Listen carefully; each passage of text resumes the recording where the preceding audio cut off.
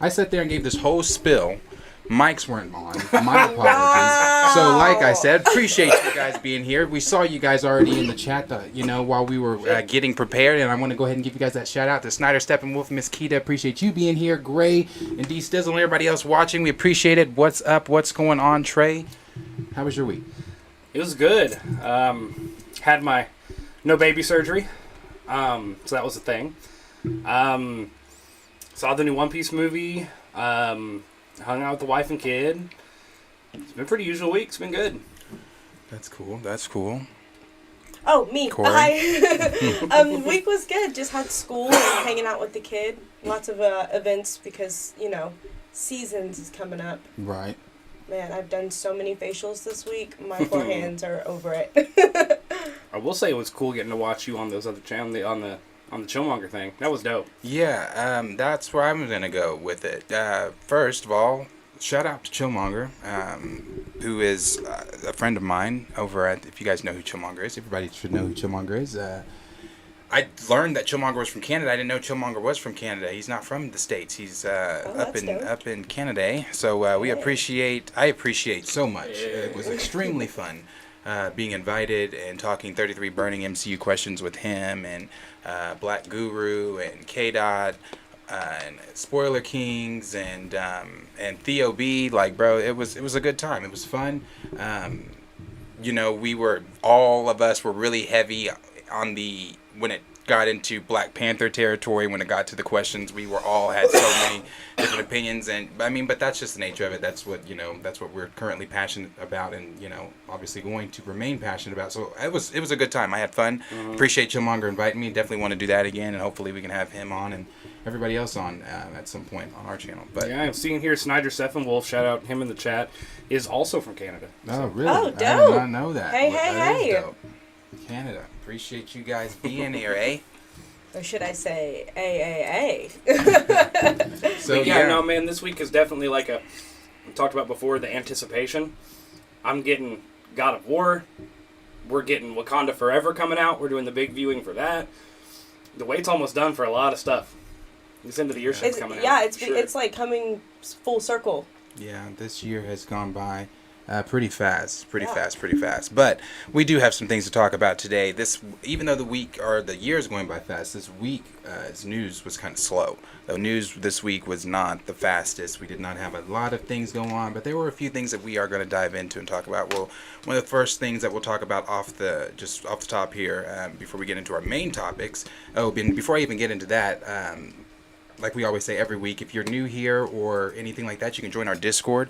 In our Discord, the link should be in the bio. If it's not, it'll find its way in the chat. Trey will get that in the chat to you guys. But you can click that link there and you can join our Discord. And you can interact with us throughout the week. Send us topics or things that you feel that we should be talking about or that we should cover on the show.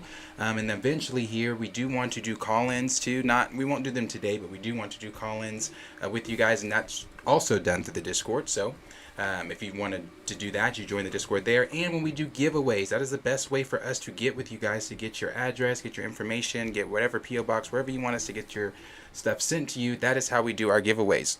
So please, if you're interested, join that Discord, link down in the bio. So the first thing we're going to talk about here is we're going to talk about the Russo brothers and how they made the comment that they aren't going to be coming back to Marvel for at least a decade. 2030 is when they are saying that they are going to be, coming back into the Marvel Cinematic Universe. But before I even get into that, they had also said something. I was looking for the quote.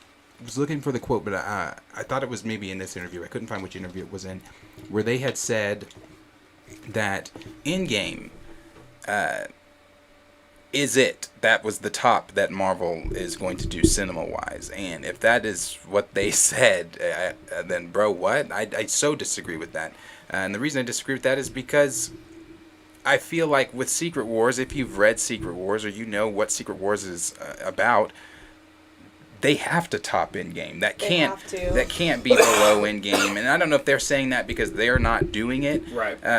But, no. I think that with Secret Wars, there's so many unspoken promises from the studio. Yeah. And when I say unspoken, I'm talking about like there are expectations that we as fans are wanting to see in this film. Like we are, I'm going to speak for myself. I'm expecting to see Toby and Andrew. I'm expecting to see Robert Downey Jr., Chris Evans. I'm expecting to see Natasha. I'm expecting to see some of the X-Men and some of these, some of the other Marvel characters that portrayed like Wesley Snipes and Nicolas Cage as Ghost Rider, and I forget dude that played the Punisher in the film, the 2000 film with don't get me lying to you, with John Travolta. I forget the actors, but I'm expecting to see some of these. Ben Affleck as Daredevil. It's giving me very much like season finale vibes where you just bring Right. everyone back. So I definitely expect, but I don't think Endgame would be the top tier as far as... No. Well, I mean, I will say the Secret Wars, it's a big check to cash, right? It is. Yeah. There's going to be a lot of expectations going into it. Not only that, with the amount of fan service of all the names you just listed, actually making it a cohesive story that people enjoy on its own, like a narrative, a plot that makes it a great movie, not just... oh, it's good because fan service. You know what I mean? Right. So it is a big ticket. It is a big thing to have to go in and try to prove you can do something of that scope. But at the same time, like, I don't know, they could also be hinting there, I'm looking at the 2030, of how much time they need to build to some of these greater overarching stories, right? That's why the Russos could be like, with all this building, nothing's going to top Endgame during that time. There's nothing we can tackle that would really have those heights that we want. So we'll wait until we get another big name like a Secret Wars or so on and so forth. They can jump in and by 2030, if that's when they say that they're coming back, because they do have. I'll read the quote here that they did say. We're always talking. Let me go back up to this. Sorry. Yeah, there we go. He said, this is Joe talking. We're always talking. We need to see what would work, Joe Russo told Variety. We won't be ready to do anything with Marvel until the end of the decade. And so, they've got Gray Man on Netflix that they've got going on. They've got Everything Everywhere All at Once that they were producers on.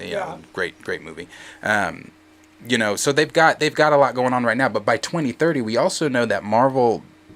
when they were getting the rights back for when they were buying the rights to use the Secret Wars name and everything like that, they also bought the rights to use the Eternity Saga, and that is the saga that a lot of, like myself and other fans, are expecting to be the next saga after the Multiversal Saga. We've had the Infinity Saga, we're in the Multiversal Saga currently, then we're going to be moving to the Eternity Saga, and for anybody that knows anything about that, that kind of, it lines up with what we're going to even talk about with Agatha. When we talk about with the Agatha series. I'll get to my theory when we get there. But if that is true, having them a part of the Eternity Saga, if you know how that saga ends with the multiple cosmic entities that are out there. Right. I would love to see the Russo brothers helm that. I think more than them helming Secret Wars. Right, well, and that's what I was saying about, after Endgame, we've now seen it happen where it is a lot of origin story. I call it the origin CU. It's a lot of things have been criticized more. They're trying to bring in so many characters, and it dropped from the high, which of course it would from Endgame. We're back almost to phase 1 with the building cycle here. So they probably, they don't want anything to do with it. Right. They know that things are going to be harshly criticized, and y'all have places you need to get, but once you get there, call us. It's basically how that works. And I mean, they did so good. And they know so much detail themselves about these comics. I mean, they're not the kind of people that, let's open the comics and read them for the first time since we're doing this project. Right. They know. And they want their hands on the X-Men. The X-Men play heavy in that Eternity Saga. Exactly. But I just think they're looking for the big tickets. And they're like, oh yeah, we'll do it. Right. Call us back for that. Right. Yeah, and just going off what you're saying, they have to know way more of like what's going on behind the scenes and like what's to be happening, and like you said, there's probably not a project that's big enough for them to be like, okay, this is worth putting our name on right now, because there is just so much trying to be pushed out at once to get to this end of this saga to move on to the next. So I'm not surprised with how well they've done. I mean, them and Feige, literally they can kind of pick and choose. But do we think Feige's going to be there in a decade? That's the question. Even without Feige, I'm just saying they've cemented their names enough. They can kind of pick and choose. they have the right with this. I'm sure that they're so close with it. It's like, okay. Within the MCU, yeah. I agree with you there, especially within the MCU, because outside the MCU, I mean. No, but it's that pull power. They're like in game. Right. Right. No, like I said, I would love to see them touch the Eternity Saga and all that kind of stuff. But, question as always for you guys, what do you guys think down below in the comments? What are you guys thinking? Are you guys thinking, hey, I would love to see the Russos come back before a decade, maybe to help us introduce the X-Men since they want to touch the X-Men, when they want to have a project dealing with the X-Men? Or are you thinking to yourself, actually, no, you know what? 2030 makes sense. Let the X-Men be established. Then let the Russos come back in, have their hands on the Eternity Saga. From there, and what are your thoughts on if that was true about Endgame being the peak of it all? Like that's going to be nothing's going to top Endgame. Do you think that that's a true statement? Let us know all those questions down below in the comments. What are the comments saying? What is this chat saying there? Let's see here. Gray is saying they're not coming back to do something small. I would say Avengers versus X-Men is the next big thing for the Russos to tackle. Mm-hmm. I would love to see it. I would love to see their hands on Avengers versus the X-Men. Right, and then let's see here. Diesel said, my dislike for Fat Thor and Professor No Smash Hulk aside, I'd rather see them direct Secret Wars over Ryan Coogler. Oh, absolutely. Oh yeah. Absolutely, that's no question. But that goes back to they're gonna do what they want, and they have the power to kind of do that, right? And Snyder Steppenwolf said, imagine having Secret Wars without X-Men or the Beyonders. Yeah. That would be weird. Yeah, but I mean, these stories, they modify them all the time. Again, I always use the Hulk warned everyone about Thanos instead of Silver Surfer, right? Right. Like, there's a lot of things from the comics Civil War in general. Yeah. It would be weird, but I wouldn't be surprised if that there's makes a lot of sense. things that are cut and kind of changed for this MCU of what they have and who's been introduced already. But, the Russos changing as much as they did, they still did a great story.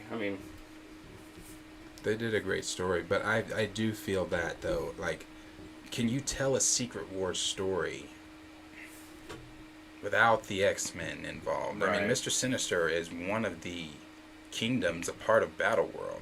I really don't think so, but... it's... I don't know. It would definitely be at that point, it would be MCU's full departure doing their own thing. Exactly, but I would not be surprised, especially with Right. how everything's just been transcending with this last phase. And they just change it. These say years ago they said they'd come back to direct Secret Wars, but apparently that's not the Yeah, case now. that's what I'm saying. They did say that. That's why I was so heavy on the train of Russo brothers doing Secret Wars, because I was like, them doing Secret Wars, could you imagine?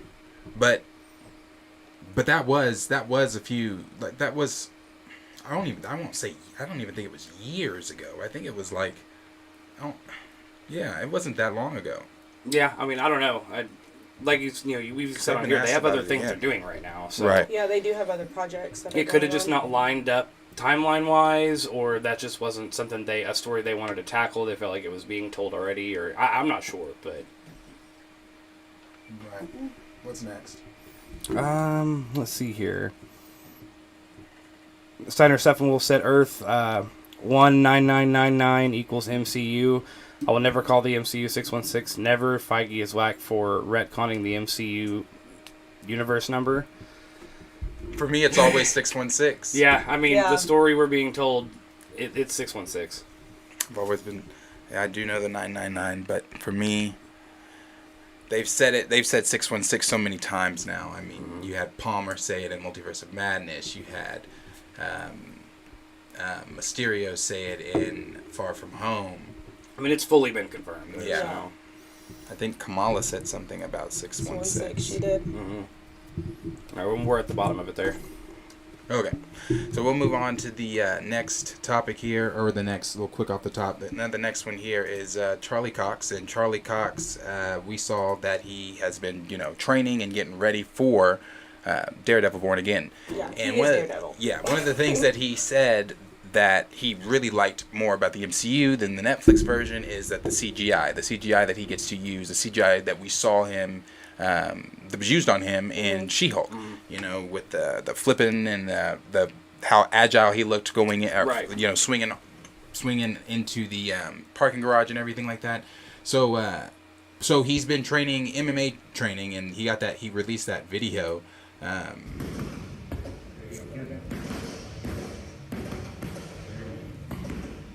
Yeah, he released that video of him.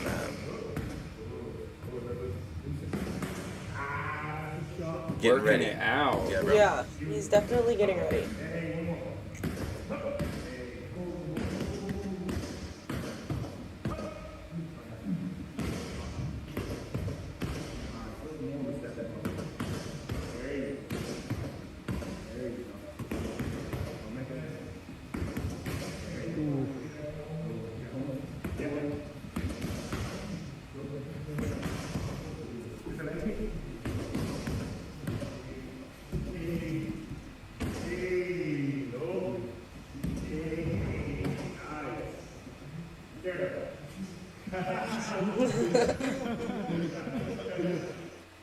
Yeah, I thought that's dope to see, and the reason I think that's dope to see because when we talk about these characters that we love from these comic books that we love, we want the actors and the writers and the directors and everybody around to be fully committed to the character and be accurate to who the character Right. is. And we obviously know that Charlie Cox loves the character of Matt Murdock. He loves Right. playing Daredevil. So I like seeing him go this hard and get ready for the 18 episode series. So. Right. So I mean, all bragging for Charlie Cox. He is Daredevil. I mean, Yeah.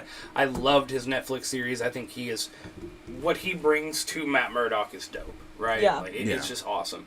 But I'll argue something you were saying before that he said about the CGI aspect. Right. While CGI is good, don't get me wrong, you can do a lot of things with it. One of the things that the Netflix series was so praised for was its action sequences. Yeah. Non-CGI. I mean, that's what made it. That's what Yes, took it but from you a superhero show people liked to, like, action phenomenon. film aficionados were Yeah. looking at this. Like, do you see... I mean, it took it to a whole other level. I was seeing previous but, action and scenes. the scenes in the Netflix series are great. They are. Mhm. But I think what he's saying, which I do agree with, is still having that Netflix flavor to it, that Netflix vibe to it, but he's Having the able budget to go more. the shit that he was doing in the episode with She-Hulk wasn't shit we've seen him do in the Netflix series. Right. Not the jumps and the leaps and the things like that. Right. The scanning. and Yeah, like that was different. So Right. I think mean, if that's they what he keep means them when he's both, saying. I'm all for it, right? If they can add all the cool new powers, but then he goes in and starts whooping ass, and it's like... Well, I think that's what the MMA fighting is, Right. the whooping ass. I would be Yeah. all for that. I just don't want them to lose what, in my mind, really made the Netflix series special and focus much more on their CGI aspect and powers. I think what we got in the She-Hulk episode is just the tipping point of what we're going to get of him in his series. Yeah.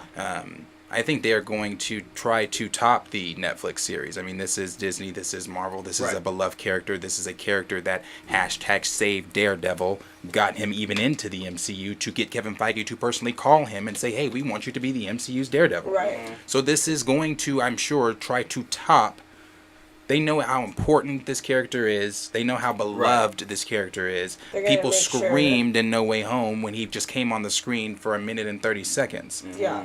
So of course, I believe that this is going to be amped higher than the Netflix series. Well, in man, my I bet opinion. he's on cloud 9 too. I mean, just think about it. You know, you love playing this character. You played the Yeah. character in Netflix, and out of all those Defender series, he was clearly carrying it on his back, right?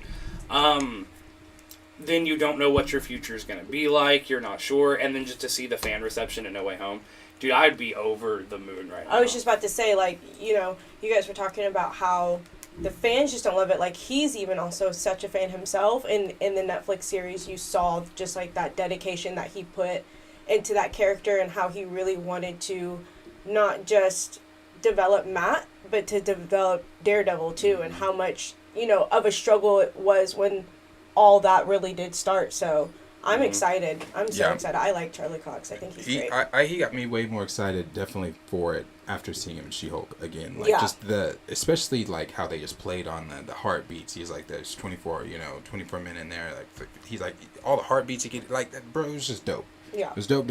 I loved it. So it was really cool seeing that. But, as always, question is for you guys. Let us know below what you guys are thinking. Are you excited for the Born Again series? Are you guys ready to see Matt Murdock? And what do you think? Actually, what do you think of Matt Murdock? Training for the MMA. That's something as fans we talk about all the time. Us wanting to see the actors and everyone involved in the project actually give a fuck about what they're portraying. So let us know down below what you guys think of Charlie Cox and his training MMA. What are the comments saying there? We got, let's see here, Sir Yuri G said, he's getting ready. Oh, yeah. Ready.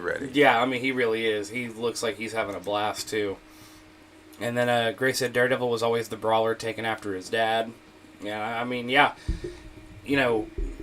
As he progresses in the comics, there's clearly, the difference between Netflix and comic book Daredevil to a point is a room full of bad guys ain't gonna take him long. Right. It ain't gonna take him long at all. Where in the Netflix it was good, he was just starting out, and he'd get his ass whooped at certain points, Yeah. Let's see. But if they'd really do that brawl aspect, right, where he's getting after it. D. Sizzle said Charlie's staying in shape, but he still needs professional wire work and good CGI to make Daredevil pop.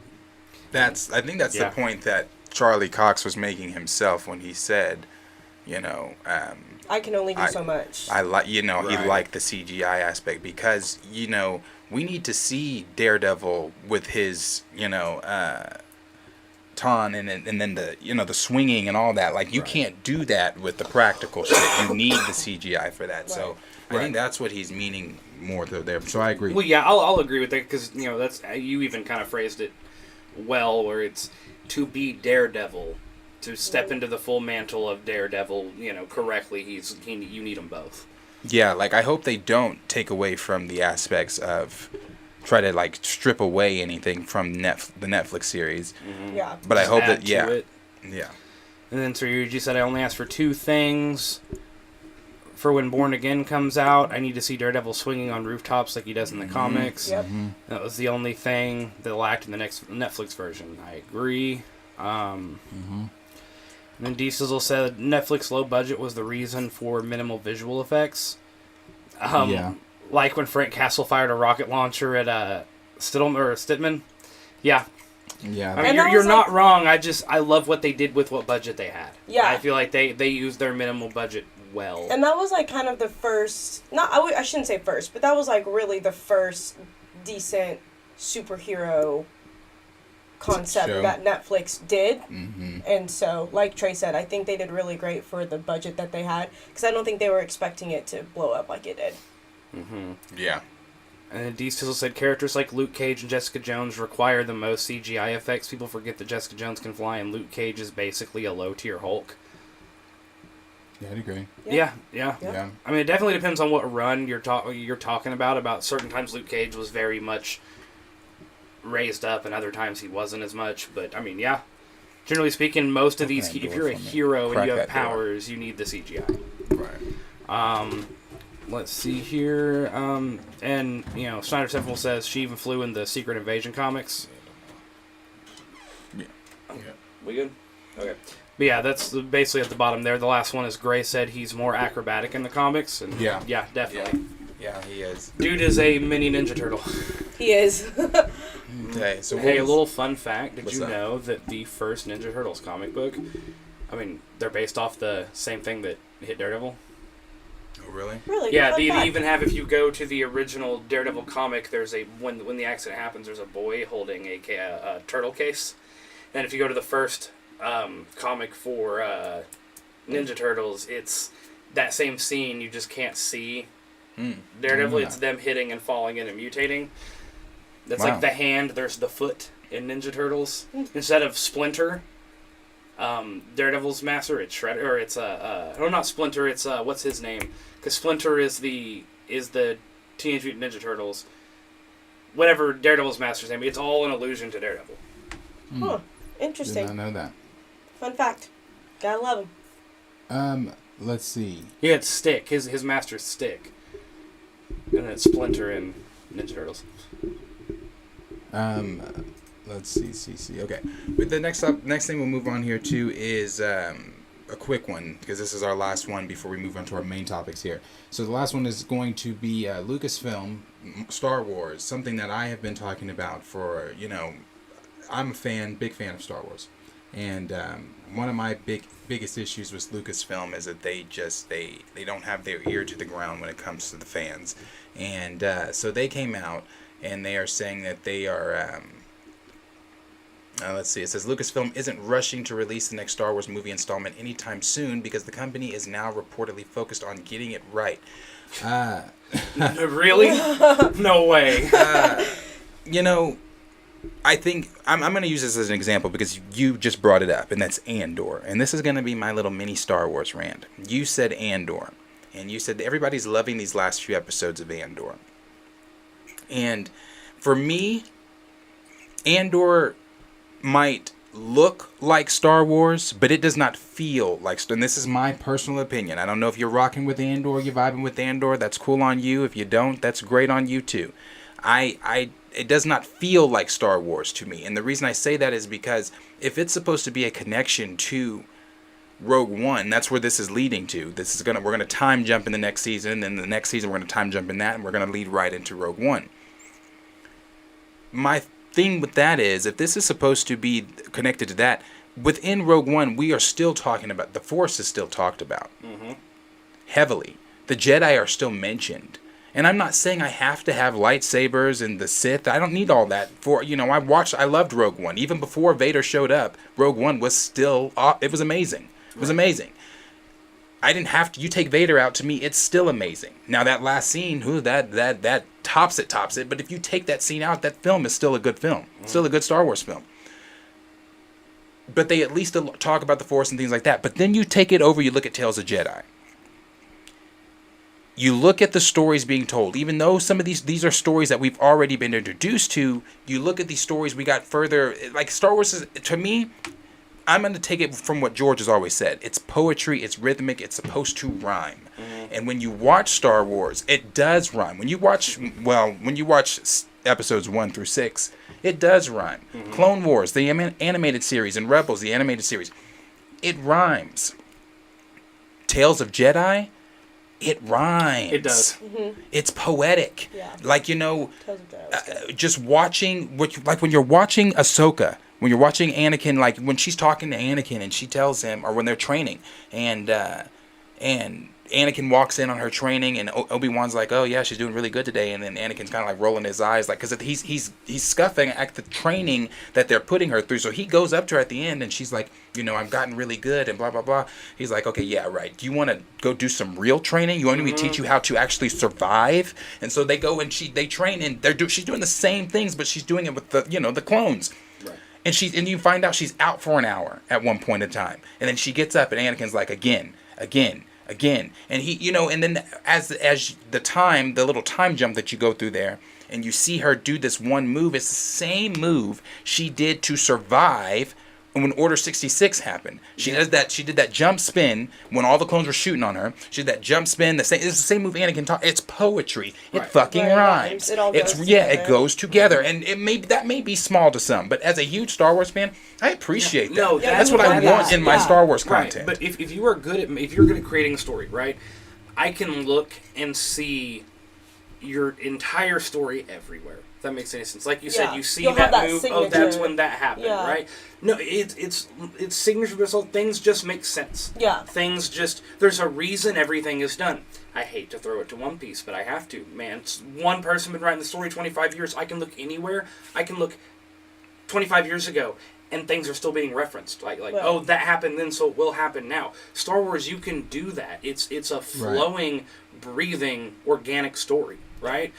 And so much attention to detail is played, where I feel like that's one of the things they're kind of missing now, especially with the last three. That felt like a Star Wars fanfic. Felt like it was within the Star Wars universe, right? We're using Star Wars characters, but this seems like when you can tell someone else made it. You know what I'm saying? And obviously the things they've done that are closer to the Star Wars narrative, the storyline, the attention to detail, they're praised. These are series that work. The Mandalorian works very well. And the reason Mandalorian works very well is because what we just talked about with Charlie Cox, how he is training for a role, they're going to have writers and people involved that are directing and everything that actually know the character, that love the character. Story.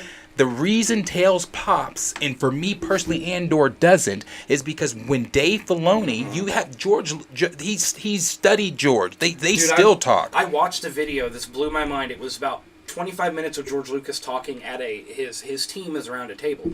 And obviously, out of respect, let's say you were addressing all of us in a meeting, I'm going to watch you, right? I'm going to hear what you have to say and respond. You know what Dave Filoni was doing the whole time? On George's right? Taking notes, writing I'm sure. every fucking thing he said. Yeah. And like that, to some people that would seem disrespectful, like, hey, the man is talking, pay attention. But George Lucas knew Dave loves this story. And knows these characters. And any time that he puts his hands on these characters, name a Dave project outside of Bad Batch that didn't pop. Well, and I'm sure for Bad Batch, for Dave Filoni just being a Star Wars fan, and this is a good Star Wars series I'm doing, I'm sure he had a lot of fun with it. And it's accurate. It's just episodic and not a thing. But that's what I'm saying. When you look at Tales of the Jedi, and especially like Ahsoka's episodes are great, they're good, but Dooku's episodes, that arc that we got with Dooku, again, these are things we knew, but they played further on it. Like when watching the first episode of him and Qui-Gon in the village, and he's younger. He's not as old. He's younger. Qui-Gon's obviously still his Padawan there. But you're watching that episode, and then you're seeing the wheel start to turn. How he's saying that, the senator told him, no, you work for the or the Senate, and he said, no, we serve the people of this republic, and sticking to the grounds of what the Jedi were built on, and things like that. But then you see in the next episode where Mace is more brainwashed at that point, and being the lapdog to the Senate. Dooku's questioning everything. Well, why did this happen? Why did you and Master Cartry not go alone? Or all these things like that. All the questions he was asking, and then you've seen the third episode where it is happening this is the poetic and rhythmic part. The exact same time of Phantom Menace, where he talks to Qui-Gon 1 minute, then the next scene you learn Qui-Gon's dead at this point. Maul just killed him. Then you have Dooku going up to Palpatine himself, saying, "You lied to me. You've gone too far this time. Qui-Gon could have helped us." It's just further playing that. You find that at that point in the first episode that they had been. You suspect him and Qui-Gon him and Palp had been in communication at that point and things like that. He'd been, confiding in Palpatine as a senator and things like that. But it's just, it's beautiful. Right. Tales is beautiful. It's poetic. I love the connections. And that right there does two specific things. One, it is, you've created such a narrative, such a story, that the concurrent events going on, like, you can break it down by year, by month, by day. Like, this was going on at the same time. Like, you build a storyboard, right? Of all these different characters. So, one, that shows me you know enough about your universe that you can do this, right? You can play this out with all these, what are different pieces moving on the board, right? But then on top of that, you have such a good character in Dooku that it's like, we know he fell, right? Yes. But they're like, no, but we're going to pull it out for you. And we're going to do certain things where you start to realize he wasn't wrong there. He was not wrong. Yeah, you know what I'm saying? Where you're like, he wasn't, and they're like, this character that you already know, that is already established, let's give him so much more depth. And at the same time, again, it's all interactive with the same universe, on the same timeline you already know, and you're seeing different parts of that timeline. Right. Like, that is what my whole point to, you have a living, breathing story that you care about, right? And to the whole point of this topic, it's like, now they're like, we're going to pay attention on getting it right. It's like, all that says to me is this whole time you haven't cared about. No, they never cared. Like, that's why 7, 8, 9 look the way they do. I mean, and that's why I critiqued the Obi-Wan series, right? Oh, awful. Because from the beginning, before it even came out, what did I say? They're just making a series for the Kenobi Vader fight, right? That's all they're doing. They know people want to see that, so instead of actually giving these people a rich story of their character, like Tales did, instead they're like, we're just going to bait this out for money, right? That goes back to the getting it right thing. All you have to do to get it right, and this is for way more than just Star Wars, right? Is just follow your fucking source material. Follow the things the fans want. But here's the thing, too. I would, follow the source material, but stop looking for outside help to directors that don't... I forget director's name that's doing Andor right now. He's not read Star Wars. He's even said that. That's not my words. He's even said that. He doesn't care about the lore. And stop getting these directors and people in helming your projects that don't give a fuck. That's been my new You have thing an in-house. You have Dave Filoni in-house, bro. Yeah. Just use him. Be like, Dave. Dude, can you handle this movie? Like, Dave's not even. He's never done a film. Put Dave in charge of a film. Watch. I'm telling you, when the Ahsoka series comes out, I guarantee you, it's going to be so beautifully and poetically connected into Rebels and everything else, and it's going to make so much. It's going to be. I guarantee it. I guarantee it, bro. I really do. Yeah. And so I'm hoping that them saying we're getting it right. I'm hoping that, again, yes, start in-house, bro. Stop going to directors and people like Patty Jenkins. And I'm not saying Patty Jenkins doesn't have a good eye, because, what was it? Rogue Squadron looked like it could have been great. Right. But when you have Dave Filoni, somebody who has been time and time again proven with Rebels, with Clone Wars, the series, with Tales of Jedi, the shorts he's given us, that first episode of Bad Batch is brilliant. Right. With the Mandalorian, when he's shown you right there, I got this, I can do this, use him.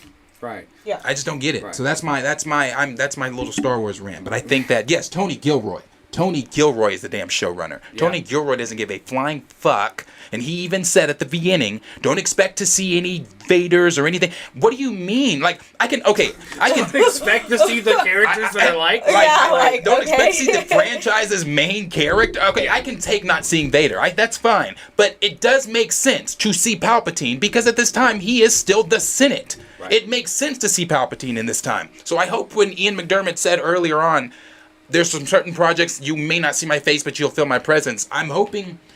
I'm not watching Andor, so for those of y'all watching Andor, you'll have to let me know if Ian shows up. I'll watch that episode. I'll watch that one episode. I will watch that episode, but don't catch me on the others. Yeah, I think I just feel like with certain, like Trey was saying earlier, with anything, if you're gonna do something that has a name to it, that already has such a fan base and such a love for it, like, take the time to be accountable, to be accurate, because that's all we're asking. Oh yeah. Like. Right. Well, Can you imagine being in a room? Because I'm sure this is with MCU, with Star Wars, with any kind of pop fandom. I guarantee you that there's been a room full of, a board, a team to make a series. Someone throws out an idea, and you're like, well, no, that wouldn't work, because in the comics, actually, they are weak to this thing or this, and everyone in the room goes. But see, like, none of you have read the comic, and you realize you're the only motherfucker. Right, but you realize you're the only person in that room that has even read the source material. And you're like, hang on. Not as we're making a whole this project. Like, you know how many times you have to bite your tongue and fucking shake and be like, why are you making him that? That's like I said, it's kind of like what DeMeo was talking about with The Witcher. I do have to say, I commend them for being like, okay, we're listening. We did wrong on this one. Let's pull back and do it right, because they could just continue and just keep giving you shit. They could, but because I've been punched in the face, kicked in the dick, slapped in the mouth, thrown dirt in my eyes, spit on so many times by Lucasfilm. Damn. Yes, I've been through the mud with Lucasfilm, because they have done that so many times to me. I need to see them get it right before I can even take your little quote. I need to see the get right. And see what's crazy? So I used to be way bigger into DC and Star Wars than I am now, right? Way bigger. But since we've come on that show, he's been like Star Wars, and I'm like, everything fucking sucks now. Like, and it does. It sucked for the past 6 years. I'm done with the series, and Darius always held out hope, because his heart belongs to Star Wars. Star Wars is my thing. It's like DC, where I was like, fuck the DCU from the minute I walked in here. But like, it's not that I don't love these series. It's just I've been shit on so many times. Yeah. And I'm not even gonna get. How many times I said bullshit watching Film 9 in the theater? I mean, you're pulling a you move. Like when we left, my in-laws who went with us were like, "Did you like it? We really liked it." And I was like, "Fuck that film." Yeah. No. You're not a Skywalker. Those are all terrible. But I'll also say the last thing too here. And this is a whole nother conversation, so we're not about to go into it. But Kathleen Kennedy, that's the issue here. That's the issue here. I don't know how many times Kathleen Kennedy has blocked or had creative differences with directors. Like, remember when the Game of Thrones directors were going to come in and do they were supposed to do the next 3. They were going to do 7, 8, 9. Remember that shit? but Kathleen Kennedy and them had creative differences. Yeah, Yeah, she's but I'm got to pretty go. mad. I don't know if you finished your Game of Thrones watching yet, but Not yet. I'm pretty mad at those directors, so they can do whatever the fuck. I'm not there yet, but as always, question is for you guys. Let us know down below if you are a Star Wars fan. Let us know, what you guys think. Is Star Wars actually going to be getting it right? Do you think that they should go with a Dave Filoni that's in house to direct one of their films to maybe progress the lore of Star Wars, someone that actually knows Star Wars, or do you think Star Wars is dead, or are you thinking that Star Wars is better in theater than it is, in these series that they've given us outside of Mandalorian? Let us know down below in the comments. What do we have there, and then we'll move to the main topics. All right, let's see here. So Snyder Steppenwolf said, "Why couldn't they have the same energy back in 2015?" Yeah. When they bought it, yeah. But then he says, "I only acknowledge the prequels and the OG movies." So do I. So Clone Wars and Rebels. If you don't acknowledge them, they're great, man. They're in my I opinion. think he's talking about film wise, because film wise, those are the only ones I acknowledge. Oh, agreed. But I'm saying Rogue other than One. that, I acknowledge Rogue One. And let's see here. Series G said, "This is why, in my opinion, the Mandalorian series has been such a breath of fresh air in the Star Wars story." Agreed. Dave Filoni jumped in it and said, "Let me take it back. Yeah. Let me reset the clock a little bit and just give you guys a cool Star Wars story." Yeah, no, Dave, like I said, that's the guy. And then Gray agreed with you. Dave Filoni needs to be the main guy heading the projects moving forward. Yeah, I think they need to just Feige him up. Yeah. I don't understand why he's not. It's weird. They promote him, but he's not doing anything. I understand. He's been working on the Ahsoka series. He's been working hard on that. But it's weird that, if you're going to wait, just announce the next film is going to be helmed by none other than Dave Filoni. Right. And I guarantee you watch how great that movie would be. But what if that is it? Like, what if they're just waiting? Great. What if they're just waiting for, this one to drop, and then they're like, hello? Maybe. I've said these things before and walked away with bruises, but maybe. I'll have hope for you guys. How about that? Snyder said, "I love the prequels, by the way, in my opinion. I wasn't feeling Star Wars Rebels, to be honest. I love Season 2, though." See, Rebels, for me, gets real in seasons 3 and 4. Mm-hmm. Seasons 3 and 4, bruh, that it gets so real because the things that they dive into, it's the ties to everything too. The World Between Worlds is still one that I can't wait for Ahsoka, because we're going to dive deeper into that. The World Between Worlds it's in her logo of the show. So, man, I'm a giddy kid for Ahsoka. Yeah, and then Diesel said, "Calling Andor boring or it doesn't feel like Star Wars is fair game." Like, yeah, absolutely. It is. It just people, because I keep hearing people say it's Star Wars for adults. What the fuck does that mean? Yeah. Like, what? Was the rest of Star Wars break not that down for me? dealing with very adult-ish?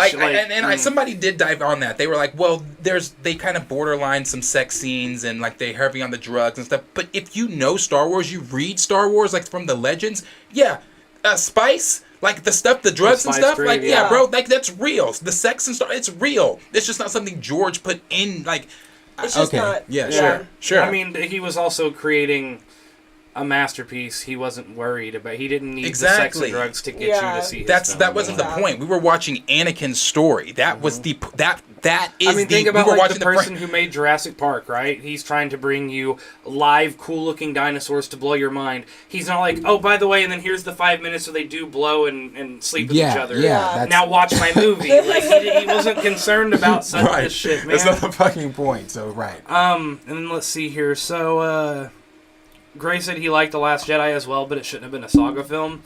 You can like what you want. I'm telling you, I hate that film. I like the Snoke scene where he's like, no, not when they kill him, because when they killed him, I said, what the fuck? Well, I literally said that. But I like when he told Kylo, he said, take off that ridiculous mask, and then he started the lecture he gave to him. It was a dope scene with him. Mm-hmm. But then they literally seconds after chopped him in half. I was like, oh. Well, yeah, and for someone who can connect two minds across the galaxy, you can't feel a little force going on. The answer for that is, it was Palpatine. That's why. Mm-hmm. That was their bailout. D Stizzle said Clone Wars is top tier Star Wars content. Agreed. Oh yeah. And then yeah. Gray said they shifted the narrative mid trilogy. The focus was on Finn and Rey. Yep. And it switched to Rey and Kylo. And it's for the next I don't care what anybody says. Ryan Johnson did that shit on purpose. He has said over and over he wants to make fans angry. Well, I also think the only thing to me, Finn was, in my opinion, the only fucking interesting character in these last three. So, like, I mean... especially in the first one. Well, I mean, just in general, the things they could have done with him. And, like, my whole thing is, like, kind of like with Tales. Like, if they're like, do you want to see a side story of anyone in anything pre this? Yeah. Yeah, Dooku was cool, right? Yeah. I'd love to see Grievous beginning his training. I'd love to see so many things. And I would love watching them just for the nerd in me. I don't give a shit to see what any... fuck Kylo Ren. I'm sorry. I liked Kylo Ren. I thought Kylo Ren was one of the only saving graces they had. I just think he was very fucking dry compared to what they could have done with Finn.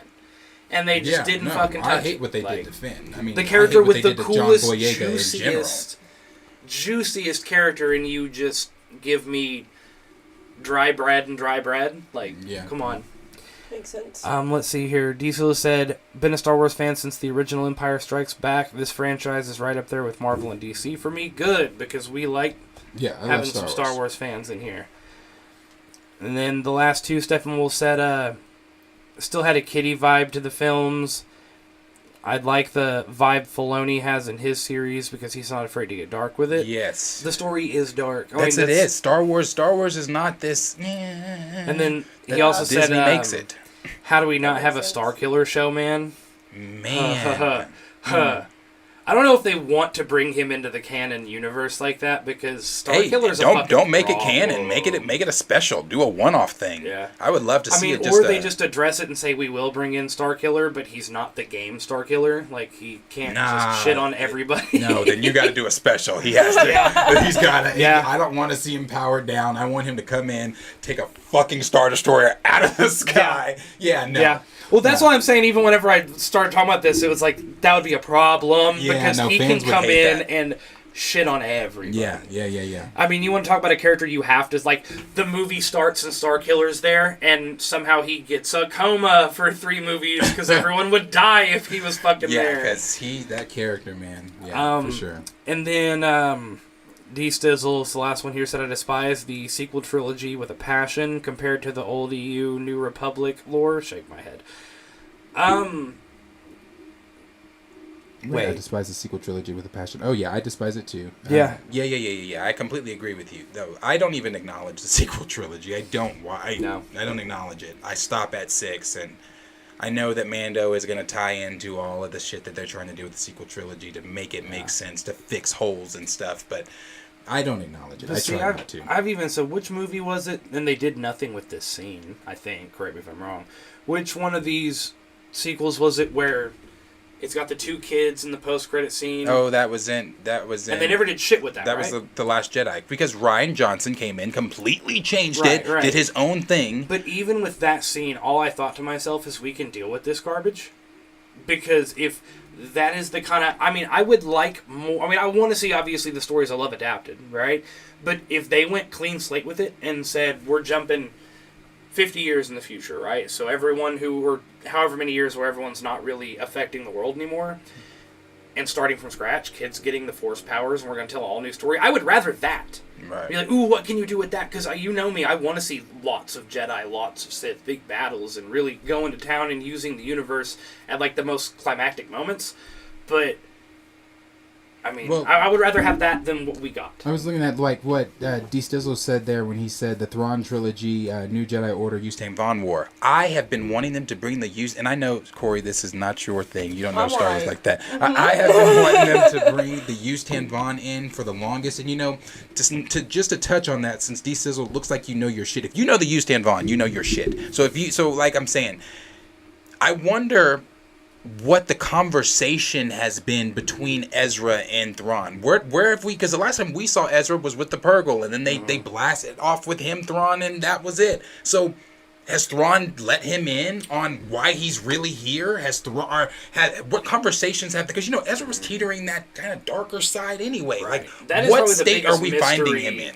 We've got right now in this universe. Yeah, To be real. yeah, I'm telling you, bro. Because like people, unless they've changed it, unless they're changing Thrawn's backstory or whatever, right? I hope they're not. Thrawn doesn't give a flying fuck about the Empire. He's only here to know how strong is the Empire and should the Chiss Ascendancy be worried about it. It's the only reason he's here. Right. He does not care. He's just a spy. So, because the Emperor's racist toward aliens anyway. He doesn't like... Thrawn is the only alien that is up in high ranks that's a Grand Admiral. Like, first of all, he's the only alien part of the Empire anyway. So it's like, yeah, bro... Woo, I could go on and on. So many questions. But we're not going to spend another 10, 20 minutes on Star Wars. We do have our main topics to get to here. Yes, we're not on the main topics. Yeah, so... Hey, but I mean, honestly, now, those are some of the best moments to me, though, on a stream, is when it's the whole fanatic thing, dude. Getting into something you love talking about. Man, I'm telling you, I can go on and on with Star Wars. I appreciate everybody sitting there listening like, damn, is he going to stop? Hey, so how does this fit into Recast to Travel?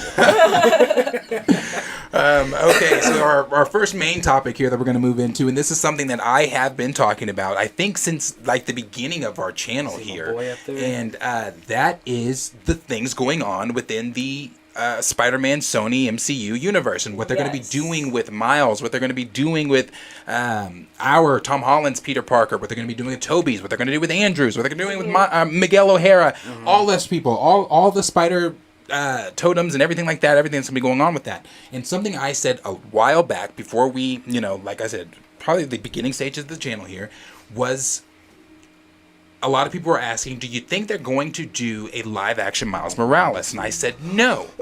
You really don't think so? No. And I'm okay, so here's my theory. Here's why I don't think so. They're not going to do a live-action Miles Morales because, one, Into the Spider-Verse was so brilliant.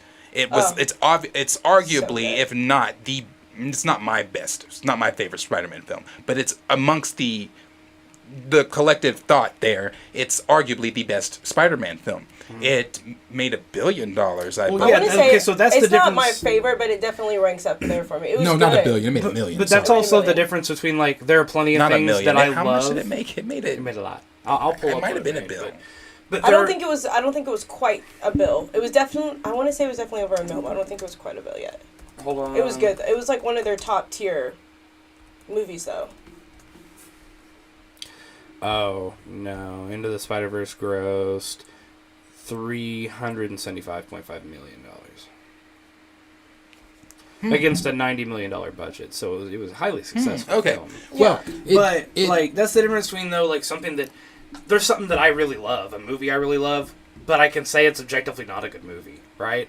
So it's kind of the same thing where Into the Spider-Verse might not be your favorite Spider-Man movie, but it's fucking good.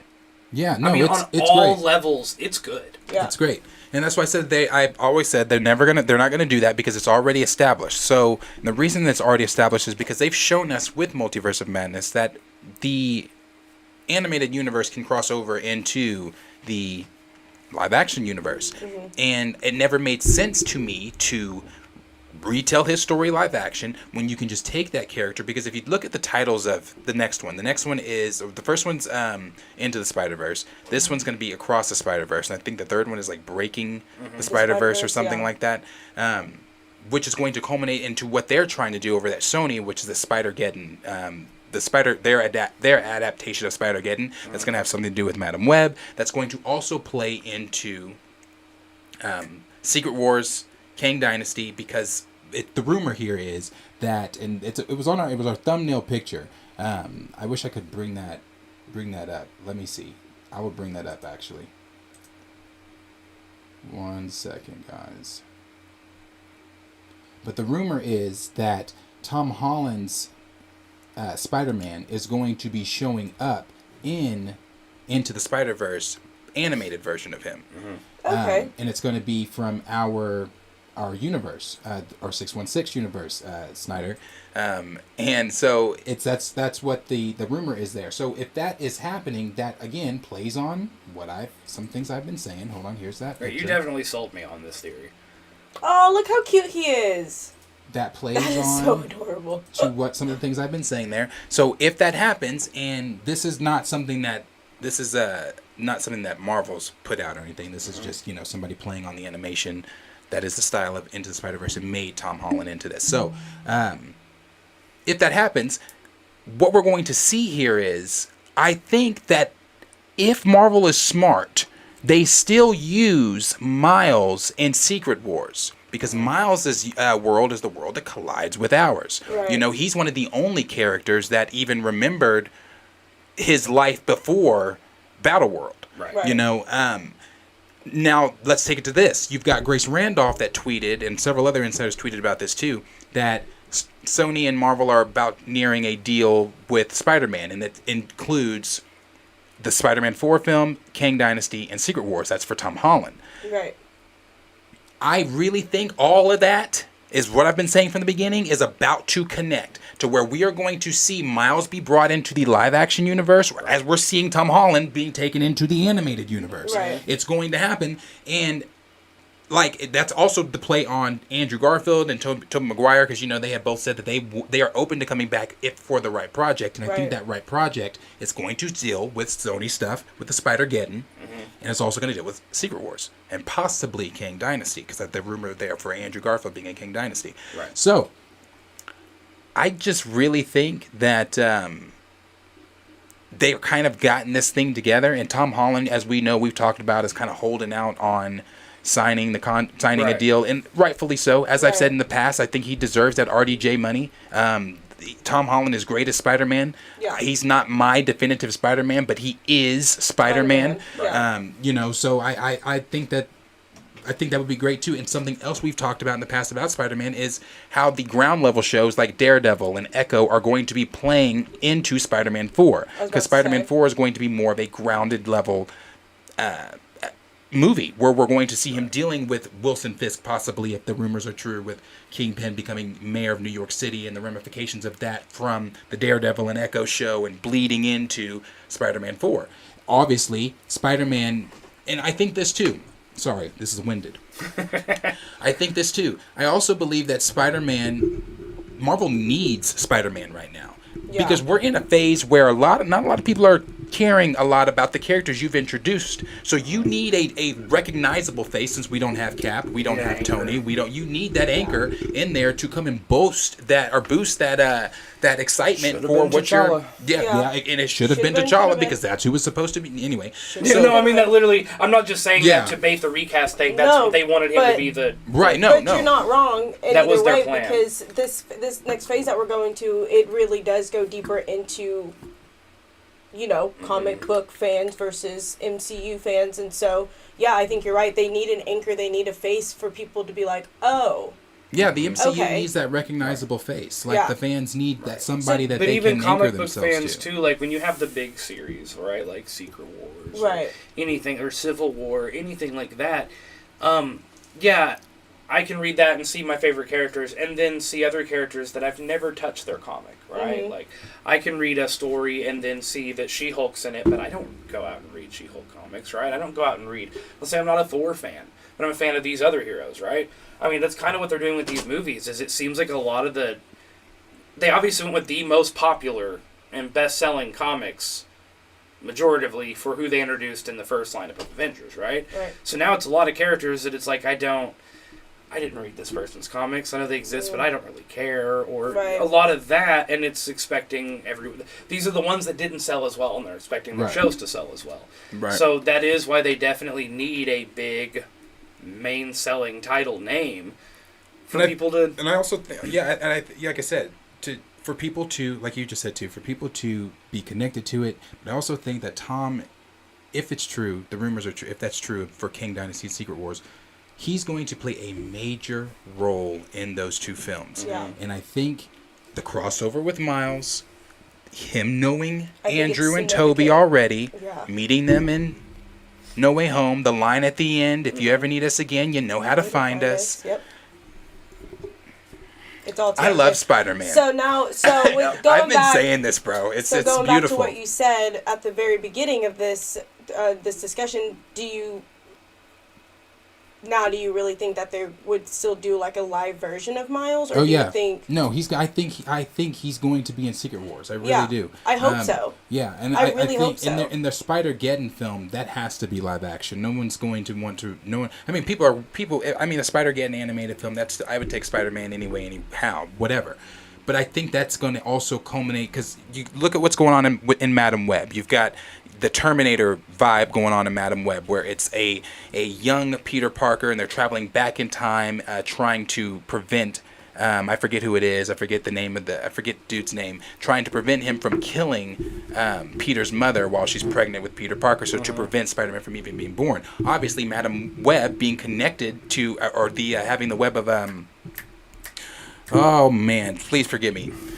Mine's going. Okay, you know what it is. The web of whatever. Having that in the connection with Spider-Man, she pulls all of these different spider totems together to go and stop this event from happening, because Peter Parker is, just like T'Challa, Peter Parker is the definitive Spider-Man. You know, you have your Miguels, you have your your Mileses and everything else, but it's Peter that is.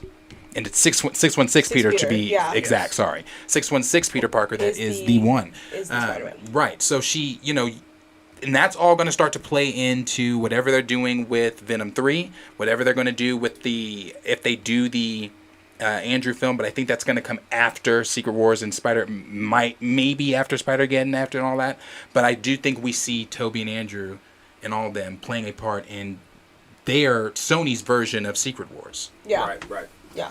Yeah, I mean, it makes sense, and also, who doesn't want more Spider-Man? I mean, that's the I don't think I'll line, ever get tired of Spider-Man. Right, but I just think also Peter Parker being Peter Parker in any iteration is a fun character to, any iteration. To see like that thing on looks, screen, and multiple of them. Yeah. I mean, I would honestly... I mean, Into you can even do something kind of stupid, like if you're not ready to bring Miles Morales in yet...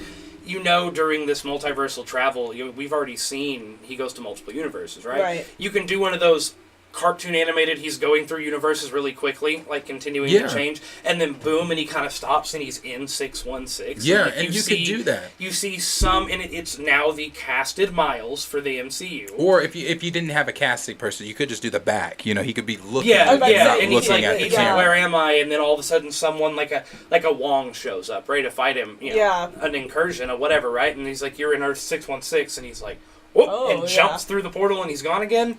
I mean, just to see, There's you just can so do all ways those kind of do fun it. things to tease it, leading up to when you actually need him in the MCU.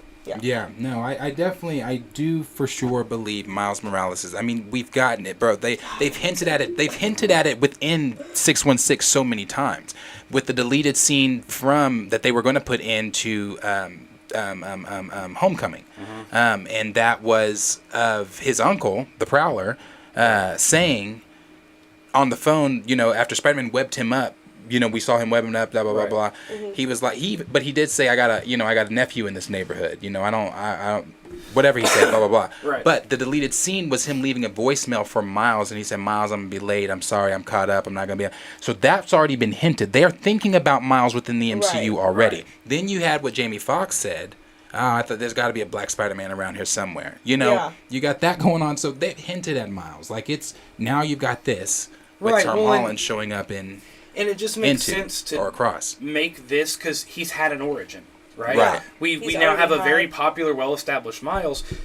Are you gonna do a different origin did we have to watch 2 Miles origin films when this one was already very well? Yeah, that's why they're not going to do that. Like, and I'm sure Kevin Feige, being the brilliant man that he is, and we know that his hand is involved in this because you are now dealing with the MCU and how this affects the MCU. Mm-hmm. What Sony does with their Spider-Man is the stuff that is going to align with what they're doing in the MCU affects the MCU. Right. So Feige's not going to let them fuck that up. Mm-hmm. So him having his hands on it, I'm sure he told them, here's how we can, creatively bring Miles in here and creatively tie all this together. I don't think they would do an origin story for Miles. No, I just don't. Right. I don't think so. It's been done. We don't need to see it again. That's my point. Is everything's already done for you? Yeah, right? And it's I will. That's a film I will go back and watch time and time again. I love that film. Right. Yeah. I've never. My son played Sunflower for so.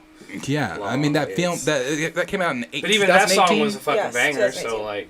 Yeah, like I said, great film. Across the Spider-Verse, from what we've seen of it, looks like it's going to be great. And then I think the third one is Breaking the Spider-Verse. I think that's what it's called. But, so like I said, I think that it's all there. It looks like it's going to be cool. But, as always, question is for you guys. Let us know down below what you guys are thinking. Are you excited? I mean, typically everyone is excited for anything Spider-Man. So let us know if you're excited to see Tom Holland Spider-Man breaking into the animated series or the animated trilogy with Miles Morales. And where do you think that that's going to go? Or are they going to do a Spider-Geddon? Do you think Madam Web is actually going to be the catalyst to the Catalyst film that sets all this off? I actually also heard that Craven, the animal-loving PETA person, is not that bad. They did a screening of it and people didn't hate it. Oh, really? So no, they didn't hate it. That's what I'm hearing. I'm hearing the screenings were not bad. So interesting. We'll have to wait and see. But like I said, do you think Sony knows what they're doing over there? Let us know down below in the comments, and we'll see what the chat's saying. Fuck that Craven movie. So before we get into the Spider-Verse comments, I just wanted to read one last one for you. D. Stizzle said, "I'm cool with a full Star Wars live stream." So there you go. We're heading that direction. I have to get some people that really want to talk Star Wars in here. That's the thing. Yeah. Let's see here. So Snyder 7 Wolf said the Spider-Verse was a masterpiece. He loved that film. Yes. And it's his favorite Spider-Man movie of all time. And TASM 1 is his second favorite. Spider-Man 2 is the best Spider-Man film. Spider-Man 2 is my favorite. But Spider-Man 2 is my ultimate favorite for sure. But I definitely think it's in my top tier. No, it's in my top tier. My boy J.O. Wolf, shout out J.O. Wolf, he knows the truth. He says it's Sony's best Spider-Man film outside of Spider-Man 2 and The Amazing Spider-Man 1. Yeah. I agree with you, sir. Yes, The Amazing Spider-Man 1.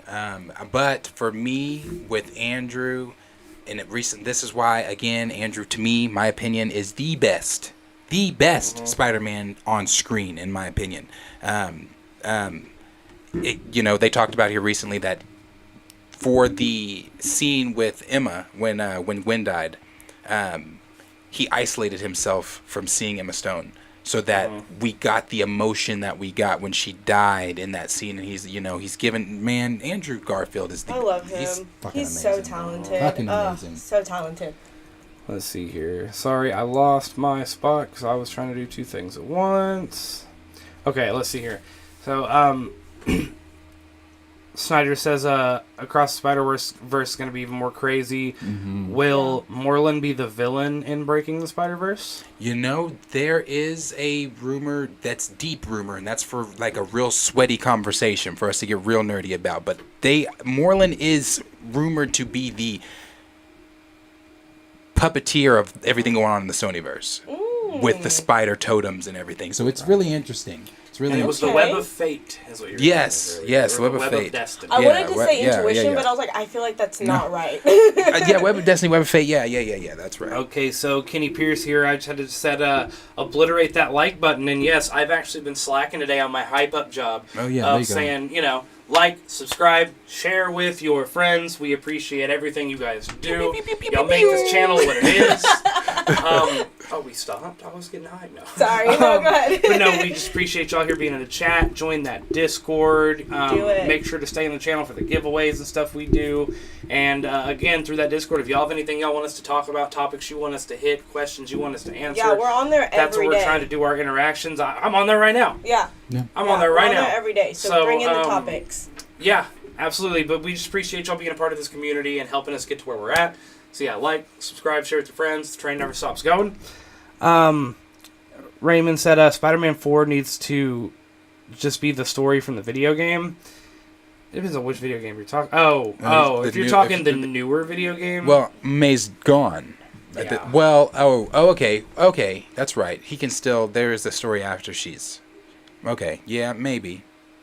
Yeah, well, I don't know about that one. The game storyline is great. Yeah, I watched the. I didn't play. And that's what I love about Spider-Man is you can just jump into a Spider-Man universe and it's like, Okay, Doc Ock Well, isn't a thing I'm yet, so but he's sorry. flipping I'm so. Kingpin Johnson. I didn't mean to even cut you off. I apologize. That since you brought up the game, the game character is also supposed to show up in Across the Spider-Verse. Oh, I didn't Shut know up. that. Is it really? Yeah, no, that is a part of the Wait, That is rumor. wait the the game new one. Peter and the game Miles? Yes. No. No, the game Peter from the PS, not the Miles one, just the game, just Well, Peter. yeah, Miles Just is in Peter. that. Yeah, Miles is in that game, universe, but it's too. just Peter that's supposed to be Okay, showing okay. up in. Is that in this one? I'm gonna make sure that see if that's in this article. But that That would be so cool. he is supposed to be showing up. Yes, there it is. MCU and let me so you guys can see that. It is the MCU and PS4 Spider-Man will appear in Spider-Man Across the Spider-Verse. This is still a rumor. Take everything with a grain of salt, but this is coming from some pretty credible insiders. Yeah. So, That is exciting. yeah. So he's supposed to be in it. PS4 Spider-Man? Let's see here. That's gonna be dope. So, Raymond 2000 said, I listen to Sunflower every day before school thinking of Miles. I can't wait to let you know where I rank into the Spider-Verse. Raymond, I don't trust your rankings. We have this problem all the time, man. Let's see here. Slider 7 Wolf said, release the web cuts of TASM 1 and TASM 2. There was so much deleted footage. I need those cuts. Gray said Andrew Garfield is my favorite Spider-Man, but Spider-Man sir. 2 is my favorite Spider-Man movie. Yes, sir. That's Yep. my order too. Andrew Garfield to Yeah. me is just Spider-Man. And then everyone's pooping their pants about Peter supposed to be the game Peter being in the movie. yeah, bro. Isn't that crazy? That like that is if you want to get asses in the seats, That will- you want to top No Way Home. That will literally get me to the theater. Because they're talking, Yeah. they're talking Spider Punk. They're talking all of them. They're talking because they're trying to do Spider-Geddon. So they're Yeah. talking everybody showing up in these films. Right. And I love that Miles is the catalyst for it all. Miles is the you got Peter R616, Tom Holland, and whoever they get to. Because I saw whoever asked. I don't remember who it was that asked Caleb McLaughlin for Miles. I'm not against it, but as I've said since the Miles stuff, I do feel I want someone that can fluently speak Spanish. Yeah. Because Miles' heritage, his mother, his dad is black, his mother Is being Hispanic, Latina. yeah. I want that accuracy in there for that, Right. and I think that whoever you get, their hair needs to be that mixed. That mixed it look, needs to yeah. look like Miles, like he does in the like he does. And I'm not. And Caleb McLaughlin does look like him. He does kind of like, in a way, Right. Yeah. he does kind of look like he could be Miles. But I would like to see other names also. Right. Yeah, Yeah. I mean, and see, that's the cool thing about Miles too, though. Is he has so much that distinguishes himself from Peter. They did a really good, fairly good. I mean, he still goes through instead of Uncle Ben. Ben, it Ben, was his uncle. And yeah. the storyline's not 100% original, but like a lot of the things he does, even the way he fights, the way he His electricity, the way he can go I invisible. mean, it's like Yeah, Peter is like, a much it's just stronger different. It's just a Spider-Man different physically, Spider-Man. right? But Miles' electricity is insane. His invisibility, his spider sense is more accurate than Peter's. I mean, he'll sense something before Peter does. It's been shown in the comics repeatedly. I remember he got knocked out, and he still has that. His spider sense is so strong while being knocked out, he still shocked anyone that touched him. Like, Miles is dope. He has a cool story. He has his heritage that plays into his character. He's just fucking sick. Yeah. No, I'm excited for him. And then, let's see here. Official EMG said maybe it's because I'm 22, but I love Tom's Spider-Man. Like, out of all the Spideys, Miles and Tom's Peter are his favorites, and he grew up with all four, though. Yeah, no, I really like Tom. I think, like I said, there are things when Tom Holland.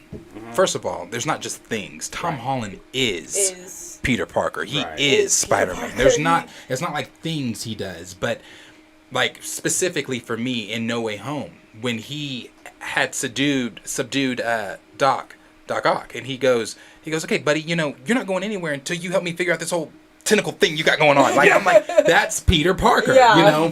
Like when he I use this one all the time, when he beat Strange and he came back into the Sanctorum. He's like, and I got his ring. He's Yeah, like, he's look, like- I got his ring thing. I I'm was like, just about to bring that up. that's Peter Parker. Right. So, no, Tom Holland, the things he does at the hospitals with the kids, Yeah. when he showed up to Homecoming, or Far From Home, the Far From Home premiere, dressed as Spider-Man, Right. doing flips off the Yeah, he cars is- and thing. he is Spider-Man. Yeah, it makes Right, sense. While I do, my He's my not whole point my to bringing definitive up Spider-Man, but he is Spider-Man. But he is Spider-Man. my whole point to bring up the differences with Miles Morales compared to Peter, right, is also because I hope they do get the ability to flesh out Miles individually of Peter, but I understand that no one is going to see a Spider-Man movie. I mean, you got to have Peter Parker. You got to. Into the Spider-Verse was a Miles film. It was very Miles-centric, but literally Peter Parker was there the whole time. Right. Multiple But iterations you don't think of Peter he's going to Parker, have right? like a solo... So I do want Miles fleshed out and considered an individual from Peter, but like, it's still Peter, dude. You know, it's still him, and that's where you bring up the things about like. I'm almost done with. I want to see someone, and this is where I think the MCU is heading. I want to see someone with Peter alone. I'm tired of seeing high school Peter. Right. I'm kind of tired of seeing high school to just getting into college working under Octavius. You know what I'm saying? Mm-hmm. I want to see, because a lot of the comics is older Peter. Right. A lot of the comics is an adult Peter where he's still fun and jovial, but he has to deal with the consequences of some of his actions a bit more, right? He has to... People start... it's just a different vibe. It's a different flow. And I want to see that Peter Parker, because that's Peter Parker I've read the most. Mm-hmm. Yeah. You know, I haven't read... Anyone in here who's read any Spider-Man knows, you read about, early 20s to late 30s Peter. Yeah. Not high school Peter, right? So I do want to see him grow more, but again, I also want to see an independent Miles grow, because Miles is tutored under Peter. Right. Yeah. You know, Peter teaches him everything he knows, and then when Miles starts developing his own abilities, that's where the diverge splits a little bit. And it's just a really cool story with two really interesting characters. You need to give them both the ability to grow and show what they can do. I definitely agree and concur with that. Get that bot out. Getting rid of you. We're getting raided by the naughty bots. Any final thoughts on that one, Corey? No, I mean, I definitely agree with Trey. I hope that they find a way to solidify him as his own Spider-Man, but also be able to tell how he became, Spider-Man as well. So I'm super excited. I liked Miles. I loved his story. I hope they do this crisscross. I hope PS4 Spider-Man does come in, because that would be super dope. Yeah, it would be. I like I said, it's all exciting. I can't wait to see whatever they've got going. So, we'll move on there to the next topic, and this is a topic that, again, another one that I have been pretty hype on since the very beginning. Excited about this topic. I'm sorry. Yeah, no, this one's gonna be fun. Aubrey Plaza. I love her. What is it? Sorry, I'm trying to get rid of the evil bots in the chat. What is it? So, since WandaVision, for me, I have been hype for the Agatha series way before the casting details and the rumors of what the show was going to revolve around and things like that. I have been really excited for the Agatha series. 1, because of seeing her in WandaVision. 2, because of Catherine Hahn bringing what she brings to any role she portrays. Bravo. And then 3, the connections to the wider Marvel universe that Agatha Harkness herself has, and the way that the direction, and we're going to get into it in these rumors and things that I can't wait to talk about, the connections that the MCU is trying to make with Agatha, or that, it's accurate to the comics, but things that they are making with Agatha, the direction we're going with Agatha. This is going to be really, really fun. Like I said, it is one of my most anticipated. And like I said, it looks like from what's coming out, we got Jodie Comer. We've got Aubrey Plaza, who is she just joined the Agatha House of Coven series, and she's going to be playing a villain in the series. She's going to be playing a villain. And, well, let me read what Deadline had to say. This is coming from Deadline. They said Aubrey Plaza, who is currently starring in season 2 of HBO's The White Lotus, has been tapped for a role opposite Catherine Hahn and Joe Locke in Agatha Coven of Chaos, Marvel's upcoming WandaVision spinoff series for Disney+. It goes on to say details about Plaza's role are being kept under wraps, but she is believed to be playing a villain opposite Hahn and Locke. A rep for Marvel declined comment. Hahn is reprising her role as WandaVision's bad gal, Agatha, in the series. Emma Caulfield Ford is also going to reprise her role as Dottie from WandaVision. So like I said, it's interesting because Joe Locke is the interesting part for me. Like I like Aubrey Plaza too, and what she's going to be doing, especially if she's playing a witch too. Obviously, she's probably going to be just playing. right up her alley. Yeah. She's gonna be dry as fuck. Oh my Just goodness. sarcastic as shit. But Joe Locke. Well, hold on. Before we get to Joe Locke, we also have heard that this is going to be a 9-episode limited series, just like WandaVision. We've heard that Agatha within the MCU is going to start playing a wider role. She's going to be popping up like the Sam Jackson, or popping up like the name that escapes me, Thunderbolts. Oh, Ross. Oh, General Ross. No. What's her name? Come on, chat. What's her name? Shows up at the end of... Why is her name getting... She shows up at the end of Falcon and Winter Soldier. She's talking to U.S. agent. Chat, come on. So it's not... Is it not Vanessa? Valentine.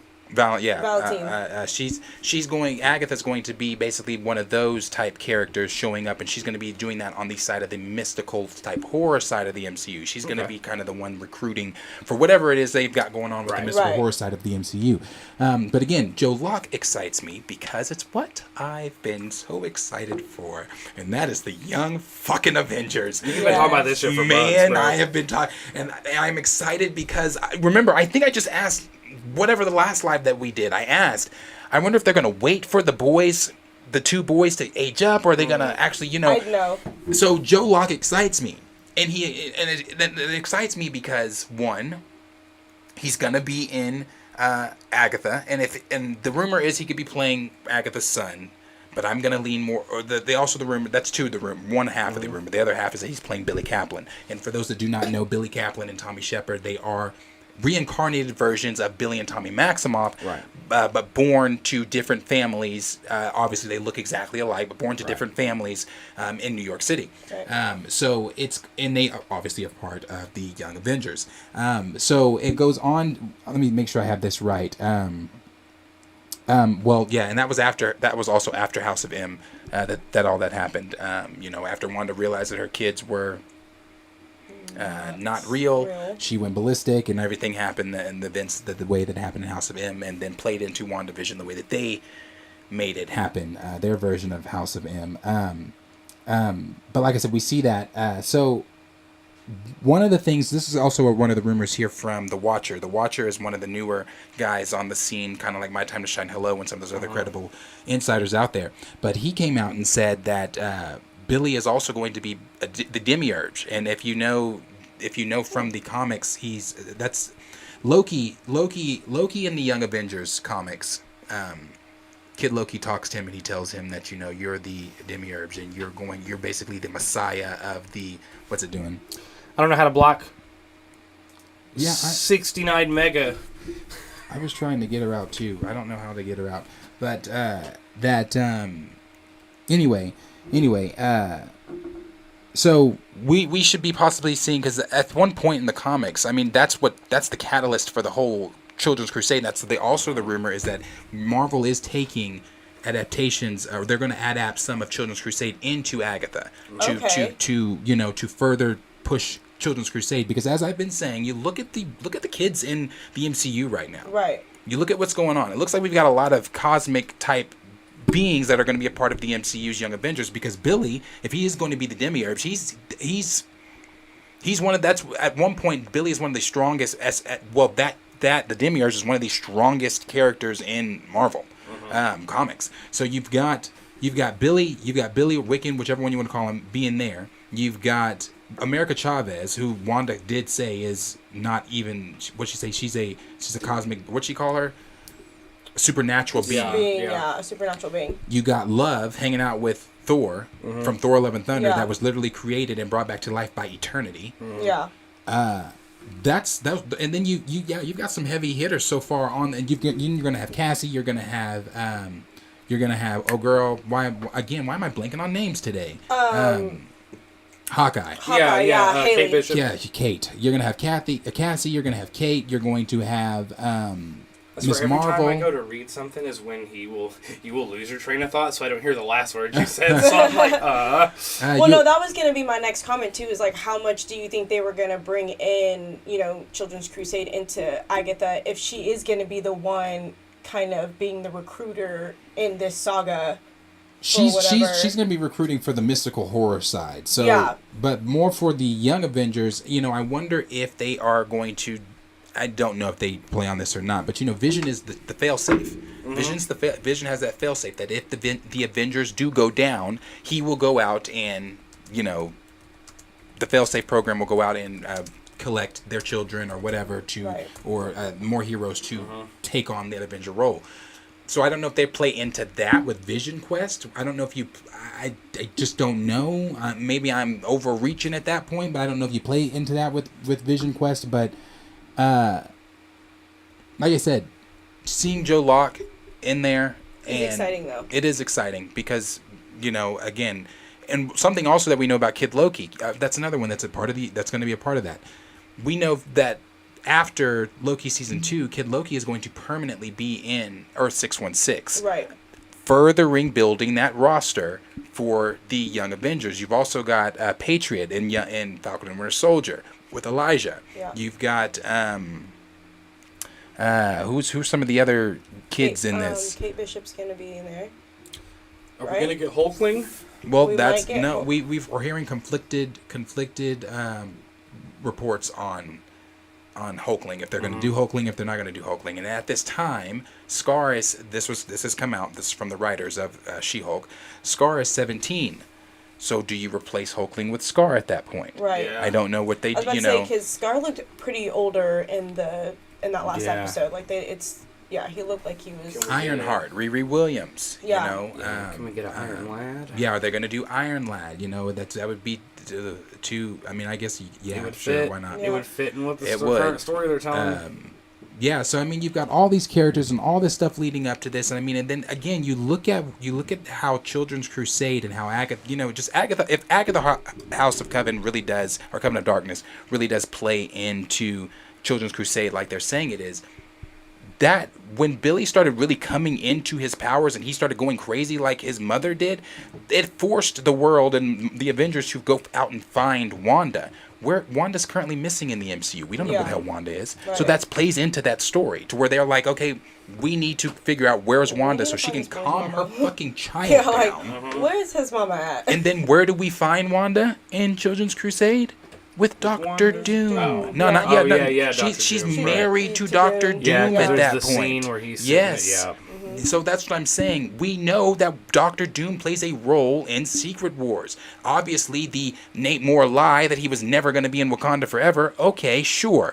But he's still somewhere looming in the MCU right now. Right. Could we see a missing Wanda show up with Dr. Victor Von Doom in... Possibly. And, you know, I'm not saying he's going to show up in not in the Agatha series. I'm not saying that. I'm saying furthering outside of the Agatha series. Could this lead into, you know, all of that stuff? Because Wanda's even rumored to show up in the Agatha series. And I just love, I love the magical, mystical side of Marvel. I think it was very well done. I thought WandaVision, again, you know, it's my favorite project that they've done as far as the series and the things that they've introduced. I just think it's brilliant. I think it'd be beautiful to see again. WandaVision was very playing into those stories. Thought out for sure. Yeah, and I mean, Agatha's just you got to start establishing your big names that exist, right? Yeah, no, is Agatha always hanging out and jumping at everyone's comic and really active? Right. No, but she's a big name that has gone to a lot. I was about to say she's not in a. Right. She's an ancient witch. She's powerful. She is very knowledgeable. She can control a lot of. I always throw out Franklin Richards, right? She can control the boy that can literally fucking manipulate reality. Right. So I mean, they need to establish her. She's a great way to bring them in. She is very vital. She is. She's not in a lot of things, I just think a lot of people saw her or even heard of her for the first time in WandaVision. And, you know, the song they did that was Agatha all along, whatever. So that's some people's introduction. Why do I want to see just the chick that was a That's why I think a lot of people aren't excited for neighbor Agatha. in it. When it's no, you don't understand how involved Agatha is. Not just that, the rumor that Sacha Baron Cohen's Mephisto is supposed to be in in all of this. And Yeah. Mephisto plays a role in the original. Mephisto plays a role in with the twins, with Billy and Tommy. You know, they are pieces of Mephisto. Right. Well, that's what it was. Anyway, well, that's so yeah. You know, that you've got that that's supposed to be happening, or with him showing up in that. But then, like I said, I was to kind of go back on what Loki in the comic told Billy, is that he is the Messiah. He is supposed to be. He's the one that's going to fix how magic works across the universe, and it's going to ripple across time and dimensions and all this type of stuff. Like, if they are really trying to boost Billy up to be that strong, I wonder what role that's going to play. That's what I was going to say about the Eternity Saga. Could the Young Avengers be building up to the Young Avengers to be they're one of the teams that has to help with the Eternity Saga, and how that plays into how the Eternity Saga plays into the Demiurge, plays into Billy. Yeah. You know, that's Well, and fascinating. I will kind of give the same trepidation because I got to keep 100 with what I said in the past about these series over specials, right? I don't know if I need 10 episodes of Agatha, because this isn't. If you're adapting Children's Crusade, you're going to have to tell this. That is if they make this Children's Crusade versus this leads to Children's Crusade. You get what I'm saying? The difference there, that goes back into, do they have 10 episodes? If they're not, if this is, because I feel like Children's Crusade will have its own title. It will have its own. Yeah, I think its it own will. Series. But so I'm saying, do you need the 10 episodes to get me there, or the can you rumor do this is in not 2 that it's specials? getting it there. The rumor is that the show is going to have adaptations of Crusade within it. That is not that the show is going to take us to Children's Crusade, but it's going to adapt it into the show itself. So if so, then I think yes, you do have to have 9 episodes. And like I said too, if the rumors are true and you're adding Mephisto in here, we don't know what role Mephisto is going to be playing in this show. Right. If that's true, like how big of a role is Mephisto playing? How many episodes is Mephisto going to be in? But if I'm just like basing it off She-Hulk, though, right? Let's say they have Mephisto in it, just like they said, Daredevil's going to be in it. And then they wait till towards the end and you see Mephisto. I just don't think. I'm still not sure if 10 episodes is or She-Hulk. I'm just not sure if 10 episodes is what this series needs. Maybe. I think I'm just biased because I think I need 10 episodes of Catherine Hahn and Aubrey Plaza, but that's just me. But I mean, I understand what you're saying. Like, do we need 10 episodes? Like, to tell this story? And I think it really depends on where they're going with it. I think if they're going to adapt Children's Crusade in it, I think it is vital to have 10 episodes because that's so much. But not just that either. Just you've got. But you're going to be touching on the mystical side of the MCU. Yes, we've been touching on the magic side, but this is going to be diving into that darker magic side. Yeah. We don't, you know. But look at it from a regular fan standpoint and not a us standpoint. You know, with Agatha, you get into that. You get into Children's Crusade. If they bring Mephisto, then you get into Ghost Rider, and you get into other things. You're saying an average person being like. An Agatha, the side but villain. You want to know what draws the average fan there? Catherine Hahn. Yeah. She is a known face outside of Marvel. Right. Like, especially the comedy stuff she plays in, where the Millers, when she plays in, help me out with some other things that Catherine Hahn plays in. When, We're the Millers, she played in, God, there's so Step Brothers. There's so many things that. She's so fucking funny and stuff. I just put together that's who that is. There's so many things that. That's what I'm saying. You know the face, but not everybody knows the name. But everybody knows Catherine Hahn's face. So when you see like when I saw Catherine, because I'm the Catherine Hahn fan, so when I knew when I found out she was playing Agatha, and then how brilliantly, like she the twist, was the twist. When she made that twist, she was like, "You thought you were the only magical." Girl in town. But it's crazy because I remember watching it and I was like, why do I have a feeling this one is going to be the one that gives me the plot? But just because like you said, I've known her from outside sources and I know her work and I know what she likes to do. So when she got on the screen, I was excited because I'm like, I feel like she's going to bring something more than just the neighbor next door, because it's Catherine Hahn. And I guarantee you, when they start doing the promotions for this, Right. And like I'm you said, just it's seeing dark. a lot of the comments here are Oh no, like everybody's been idea. everyone's been. That's what I love about being the fucking underdog. Yeah. I'm just saying, but what I'm seeing more than anything is it isn't. Oh fuck this series! This series isn't going to go well. What I'm seeing a lot of is who asked for this. That's what everyone is saying on Twitter. But you know what? Who asked for a WandaVision series? Exactly, and we got it. Who asked for WandaVision? Tell me after Endgame who was like, God, we sure do need a Wanda and Vision show. Tell me. True, because I'm not gonna lie. When they first bust out WandaVision, I was like, this is interesting. No one was like, so that's what I'm saying. Who asked for it? But at the end of the day, I think there were more people that were being like, nobody asked for this, but hey, it's Wanda and Vision from Endgame. After Endgame, I want to know what's that was going to further the MCU for the first time since Endgame, right? Yeah, it was going to further the MCU for the first time. So it had a different draw to it, and I'm not saying it's going to be a bad series. I'm just saying I am cautious about them doing these long-winded series, and I do think Agatha's the character, a bit of an unknown character to a lot of people. She is. So is everybody from Phase 4 that they just did. Mm-hmm. But I think that when you've got a character like Agatha, when you can play on that magic and horror side of the MCU, when you've got all this shit that Agatha can do, if the rumors are true, you're introducing Marvel's Satan, Mephisto, and you knowing how Sacha Baron Cohen is, knowing what he can bring to a role. Mm-hmm. People are already in. You still got Elizabeth Olsen, Wanda showing up in the series. Right. People are already intrigued with what the hell is going on with Wanda's kids. Right. Here's an older version of him. I think the draw is there. I really do. Maybe the draw is not Agatha, but people tune in to see, well, why is Wanda in this? I thought she died in Multiverse of Madness. Right. Well, that's Wanda's son, but older. Well, where's Tommy? Tommy's not in this. Tommy and Billy don't make cross paths until Children's Crusade. Right. Mephisto's been rumored for how long? Mm-hmm. People have been like, when's Mephisto coming? People even thought from No Way Home with the devil horns on Peter that, oh, there's a Mephisto. People are eager for Mephisto. So I think take Agatha out of it. If people aren't excited for Agatha, I think the draw is some of the other parts of it. Then you slowly fall in love with Agatha. With Agatha and her story. As the story progresses, the fans could be like, oh my gosh, oh, well, Agatha this, right? I think if you didn't fall in love with this character in WandaVision, okay, to each his own, it's subjective. I fell in love with her in WandaVision. That's just me. Just me.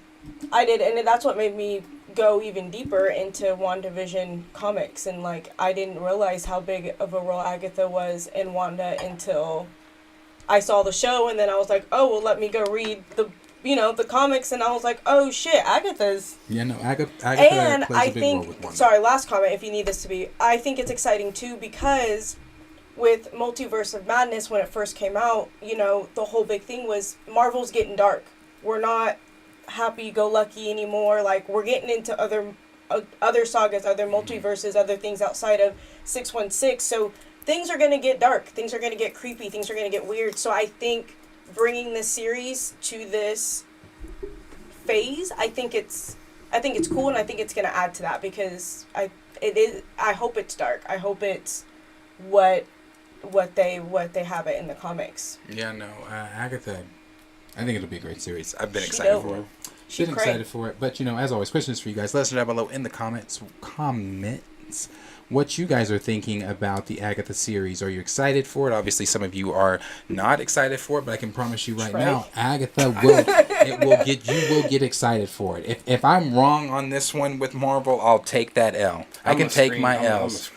I can take my L's, but I'm telling you, I have a real good feeling about the Agatha series. I have such a good feeling about this one. Hey, quit being so nice to him. You said last comment if you need this to be. I really I just don't shut the fuck up. At one point, he'll like, okay, now I'm going to end it between Trey ranting.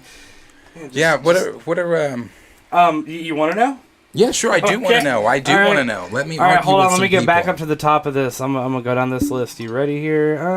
That'll be fun. Who's saying Okay, let's see here. So, I am not done. Hold on. This goes back a little bit here. Okay, let's see here. So Yuri G's been saying that Actually, Raymond is the first person. Oh, I'm sure. I'm He sure said, he was. no, he said I follow the guy who plays Patriot on Instagram, and he's been getting buff for the Yes, I past follow year. him on Instagram too. He is jacked. Officially, Is he? MG said, Yes. hold on, wait. I'm not mad about that. For Patriot, bro, he's Kate going Bishop, to be Cassie dope. Lang, And they they were picked the pretty listing one. people for us. Snuff Wolf said, I want to have Iron Lad instead of Riri. Agreed. It makes sense for the storyline they're in right now, anyway. Yeah. And then Grace said Scars at least 12, right? 2014 to 2026, question mark. Stephen Wolf said, I hate WandaVision, but hey, if people like it, then good for them. Who asked for an Agatha show? Man, WandaVision was great. WandaVision was superb. WandaVision was great. WandaVision got set me up for so many and then D expectations. Stizzle said Agatha and Echo were the two oddest show announcement. And then Stefan said, I need Mephisto to be introduced in a Ghost Rider show. Hell, D Stizzle said a J. Jonah Jameson show would be more entertaining. Okay, The D disrespect, Stizzle. the disrespect right And now. then, hold on, then J. Wolf said Marvel's flipping through a book blindfolded and introducing a show for who they stomp on. I'm telling you right Horrible. now. I'm telling you. Thank you, Silver Wishes. He's looking forward to it. Thank you.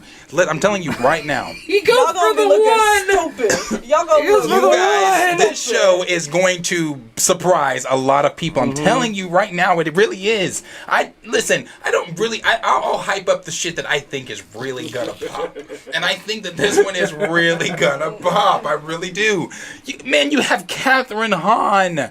Yeah, but see, that's another thing, too, that Stefan did say. He said people like Wanda. Like, people in general do like Wanda as a character. No one gives a fuck about Agatha. Listen. But if you watch WandaVision and you And were then Chad, intrigued, shout out Chad, saying good afternoon, everyone. Glad to have you here. What's up, bro? hello. And then, let's see here. But, I mean, okay, here's one. Kenny Pierce said he didn't even think that MCU shows were a good idea at the time. And then, I don't know if that's in support of them or not. You kind of stopped Well, there. you've got Kenny Pierce that also said WandaVision made me realize MCU shows weren't throwaway material. Yeah. That's what I'm saying. Yeah. I'm telling you. Bro, why is Mephisto showing up in Agatha series? Joe Locke showing up as possibly Billy Kaplan. You've got a Vision Quest series going on. You've got a Wonder Man series coming, despite the fucking casting. You've got Wanda supposedly showing up in the series. It's all And multiple there. series. And then you multiple got series. D Stizzle saying I disliked WandaVision as well. It was very, very House of M-ish. Mixed with sitcoms throughout the decades. I thought it was good. It was great. I thought it was loved it. fantastic. I thought it was I loved good. it. Comments are putting me down, man. Especially right after Endgame, it definitely gives you like a different vibe. It changes. It was its own And- thing, man. they did a really good job Mm-hmm. of like building that relationship too, because I was always curious of like, how is this relationship gonna go, because you're a robot that's a man and you're a covenant witch, like how is this gonna work? And then we got Sayuri G say, if I want to go for an even bigger reach, the White Vision that is in the MCU can be the Jonas version that's in Young Avengers. I am for the Agatha show, though. That's what I was saying. You know, with the whole fail-safe program that Fail-safe. Jonas goes through, Fail-safe. that the Vision goes Words through. are hard. I don't know. That would be interesting. I don't know if that's why I say I don't think they're going that route with Vision and making, going to do the younger Jonas. I don't think they're going to have a Vision unless Vision is going to be the mentor for I don't know for the Young Avengers. And we've got who was that there that said official Wanda, while you're laying around with Wonder Man, I'm over here training our children. well, shit, he doesn't know. Yeah. Oh, well, actually no, he remembers everything. Official EMG said think we'll get a Young Avengers project before Secret Wars. I don't know. I don't think so. I say no. I don't think so. I don't think so. I think they'll with get all the ready. They'll get it setbacks- established, but I don't. I think it'll be set up, but I don't think we'll get a project Young Avengers Until after because I don't think they're gonna form. No, Ashura, we're not at Within this. Wakanda forever. For now.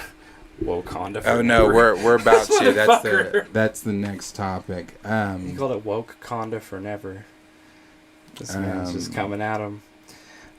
Let's see here. Oh, So I you're agree. G. So, J. Will said WandaVision was perfectly executed. It started off with me asking, "What the fuck is this?" and ended with me clapping like Shia LaBeouf. Yeah. Yeah, it was Yeah. great. Yeah. Yeah. It was Perfect great. description. What's next? That's the very bottom line here. The last two, Dan the Man said, Omari Hardwick for Bishop Fight Me. And then Diesel said, I'm happy y'all are excited, though. 100%. Hey, man. Well, You know I'm what? happy Being that you're fanatics. happy for my We ain't all excitement. gonna like the same shit. We ain't all gonna agree on it, but we can I all will be take your fans about happiness it. for my happiness. Thank you. Everything's for subjective. being happy. Thank you for that. So, anyway, we'll move here to the last topic. And the last topic that we are going to move here to is what's been going on. Ryan Coogler's latest comments on the red carpet, the red carpet, the latest things that he had to say to Cinema Blend and some other things that have come out, and him saying that he did involve the Bozeman family, that they were involved with preparation for the film and how the film was going to go and certain things that were going to happen in the film and things like that. So we're going to get into all that, and then we'll take you guys' questions and everything that's going on here. So last week, as we know, was the Wakanda Forever premiere, where we discussed and saw everybody on the red carpet. One of the questions that I had kept asking was, where was Simone? Where was, even though there were pictures of them, but where were they in the overall red carpet, purple carpet event that you were streaming live? Right. If this was to honor Chadwick, if this was to honor him and his family, then why not put his family up front? Unless they specifically asked to not. And they could have. They could have asked. A spectacle. Yes, they could have asked that, and that's me assuming that they didn't. But they could have asked that question that, hey, we don't want to be up front or whatever, and that's fine. That's fine. Maybe they did. But I guess my question with that one would be is, from what I hear, Simone is in credits where she's being thanked as, I guess, thanked for her creative input or whatever it might have been.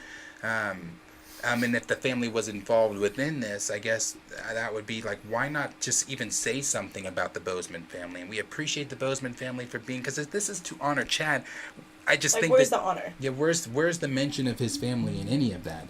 And we've also seen, this is what we'll say here for what Ryan Coogler had to say. He said, and this is what, so I guess since the family was involved, and I had said in the past that, I had asked so many times, where's the family's input on this film? What do they think? What did this? Blah, blah, blah. Well, Coogler did this interview, and he said Chadwick had people who were in his life creatively as well as family, and we were in close contact with those people, very close, specifically with his wife Simone and his creative partner Logan Coles. Coogler told THR, we were staying tapped in with them as much as we could, and it gave us the space to create, but obviously we were seeking out their opinion all the time. He continued, we're looking forward to sharing it with everyone. Yeah. Can I just say one thing real fast before you go in on this? Yeah. So this fucking sucks. I'm sorry, but like, call me dumb, come at me, I don't care, but why, and this is just me, if you're making a Black Panther movie, why the fuck does Simone Bozeman's opinion matter about the story of Black Panther? It doesn't. It matters about the story of Chadwick Boseman, which you are now using the Black Panther to tell. Right? Mm-hmm. That's what annoys me. We always made sure we stayed close in close contact with Logan Coles. Has Logan Coles read Black Panther? Is this a guy you're going to about telling the story of T'Challa? Right. Or is it someone who is close to Chadwick? So you're using people's character, the franchise character of a story, and you're like, oh, his story isn't important enough, we'll make his story just about Chadwick. It doesn't fucking matter. The family's opinion should not go into your movie, because you shouldn't be making the movie about the death of their family member. You should make the movie about T'Challa. Right. That's where this has gotten so muddy that I sound like an asshole saying his family's opinion doesn't matter. But I'm saying it shouldn't matter for a Black Panther movie. Well, it's like I've always said too, with that, regardless of where the families were, even if the family was anti-recast, and this is no disrespect to the family. Obviously, I mourned Chadwick Boseman. He was more than just the black hero T'Challa. Right. He was he portrayed real black heroes within our community. Mm-hmm. So I have been a fan of Chadwick before T'Challa. So it's not disrespecting the family in any way when I say, even if they were anti-recast, I still say but T'Challa. I understand that, yes, that is the real person, Chadwick, that played that character and everything like that. I understand that. That's something we have dove into several times. But at the end of the day, this is a character that we need to see progress, and we need to see go on, and we need to see these stories told out. Chadwick Boseman understood that himself when he said, I wanted people to see the character and not me. The person. And that's what I was about to say. Like, how much... So you're talking to these people that are close to him. How much did they tell you that was, okay, this is what he wants, versus how much did you take away and actually put it into the movie? Right. Because it's going back to what you keep saying. Like, if this is to honor Chadwick, like, where is his family, and why are we, like, just now hearing things? Right. And I mean, this is definitely me being nice, because I always try to be positive, right? I always try to be nice. I'm trying to be an asshole about it, but, like, you might as well have called this movie Chadwick Forever. Like, this ain't got shit to do with Black Panther. No, it doesn't. It doesn't even have shit to do with the MCU Black Panther. From what they've established. Like, I'm sorry, but you're telling me that Suri can now do fucking backflips and throw people off of boats? Like, get the fuck out of here. That's not how this works. Yeah. That's not the story you've been telling. Like, this is Chadwick Forever, is what this is, right? It is, we're going to kill off our main male lead, but we're going to bring in a new main male lead as the villain and highlight his entire origin story, even though we barely gave one to T'Challa, right? Then we're going to bring in a kid that realistically doesn't make sense within the timeline due to his age. It fucking is TJ gonna be in the fucking Young Avengers? Is he gonna be in Children's Crusade now? Because his ass doesn't fit in the timeline for T'Challa's story. It just doesn't. I honestly forgot about little TJ. Oh, I don't forget. I just don't acknowledge him. But I'm just like, it doesn't... You're fucking up the whole Black Panther story. I'm going to treat him the way that bastards are treated in Game of Thrones. Oh, no! He's a bastard. No! Like, whose kid is that? It doesn't work, right? And so the thing with me is you're trying to progress this story, right? You're trying to tell Secret Wars. You're trying to... Fucking the Russos are talking about 2030, right? But, like... Everything you tell me about the Black Panther from this point on has nothing to do with the comics. Right. No. The next time someone comes in and goes, oh, I want to adapt fucking Enemy of the State. I want to adapt that Black Panther run, right? Or I want to adapt Panther's Rage. Yeah. Well, you can't, because none of it's fucking right. Oh, no. Like, No. As I've said before... And I hate talking about little TJ. As I've said before, TJ is now going to carry out those stories. If you look at what Ryan Coogler said, and we're going to get to Ryan Coogler here in just a minute. If you look at what Ryan Coogler said in his interview, when he was talking about how he got a chest of Black Panther comics when he started in 2018, when he was picked to be director. They gave him a chest of comics to read through. He said he read through them front, back, side to side, up and down. Read them all. Fell in love with Namor, fell in love with all these characters, fell in love with all these stories. So when he was giving that interview, he said some things inaccurately to have read those comics up, down, left, right, all that stuff. He said that the throne, he said, in the comics it's different than what we did in the MCU. Klaw is the one that kills T'Challa's father. T'Challa grows up without his father, then inherits the throne. Wrong. T'Challa earns the throne. Okay, sure. Semantics, neither here nor there, whatever. Then you've got him saying, that going on talking about the kid now, or he didn't spoil anything. He didn't say anything about the kid. He didn't spoil the mid-credit scene. But the implication is that now little TJ is going to take those stories and you're going to put little TJ in the place of T'Challa's stories. So instead of giving you T'Challa and having T'Challa tell those stories, they're going to give you TJ, and TJ's going to tell T'Challa stories, which makes no fucking sense to me. And it's going to be so fucked, too, because the timeline, right? Yeah. His age in relation to things going on within the MCU, right? Oh, no, that's... Like, let's say they turned around and said, we're going to adapt See Wakanda and Die, right? That run. You can't. The time doesn't add up. His age won't work right. But, see, people have given out... Hold on. Let's read what Nate Moore had to say. So, for as of now, if you don't know, people have seen the film. A lot of shit has been precise with the leaks, and some things have been, taken out, removed, or debunked, or whatever. One of the things that has been debunked is the theory that I always knew they were never doing this, but I was hopeful, is the blip theory. Ooh. This film does not take place during the blip at all. It does not take place during the blip. This is what Nate Moore had to say about it. He said, "This movie clearly happens after No Way Home and Eternals. I think it probably happens potentially concurrently with Thor: Love and Thunder. New Asgard does exist in our universe, for instance, or in our film. And almost concurrent with Ant-Man and the Wasp: Quantumania, which is coming out in February." So this is not. And Ryan Coogler already said that that T'Challa's death in the film is a year after the blip. I thought it was 2 years after the blip. No, he said a year. I just feel like full it was plot spoiler. So I don't know. At this point, when I just hear this dude's name, I just instantly just huff and puff. But it also just, but see, okay, even talking about that though, even talking about, so young TJ is gonna be T'Challa and do all of T'Challa's stories, right? Do you know what that sounds like to me? That sounds like recasting T'Challa with extra fucking steps. Yeah.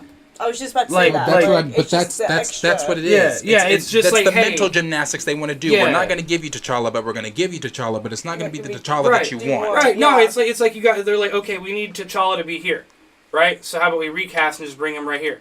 No, we'll do this and this and this and this and this, and then you get him, right? Like, it sounds like maybe we shouldn't weirdly immortalize actors in the roles that they play because they're just playing a fucking role, and that's what actors do. And multiple actors pick up a role and bring something different and new to the table.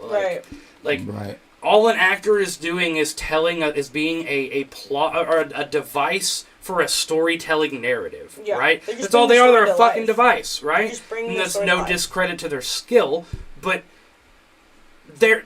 Chadwick Boseman didn't create the Black fucking Panther. Ah!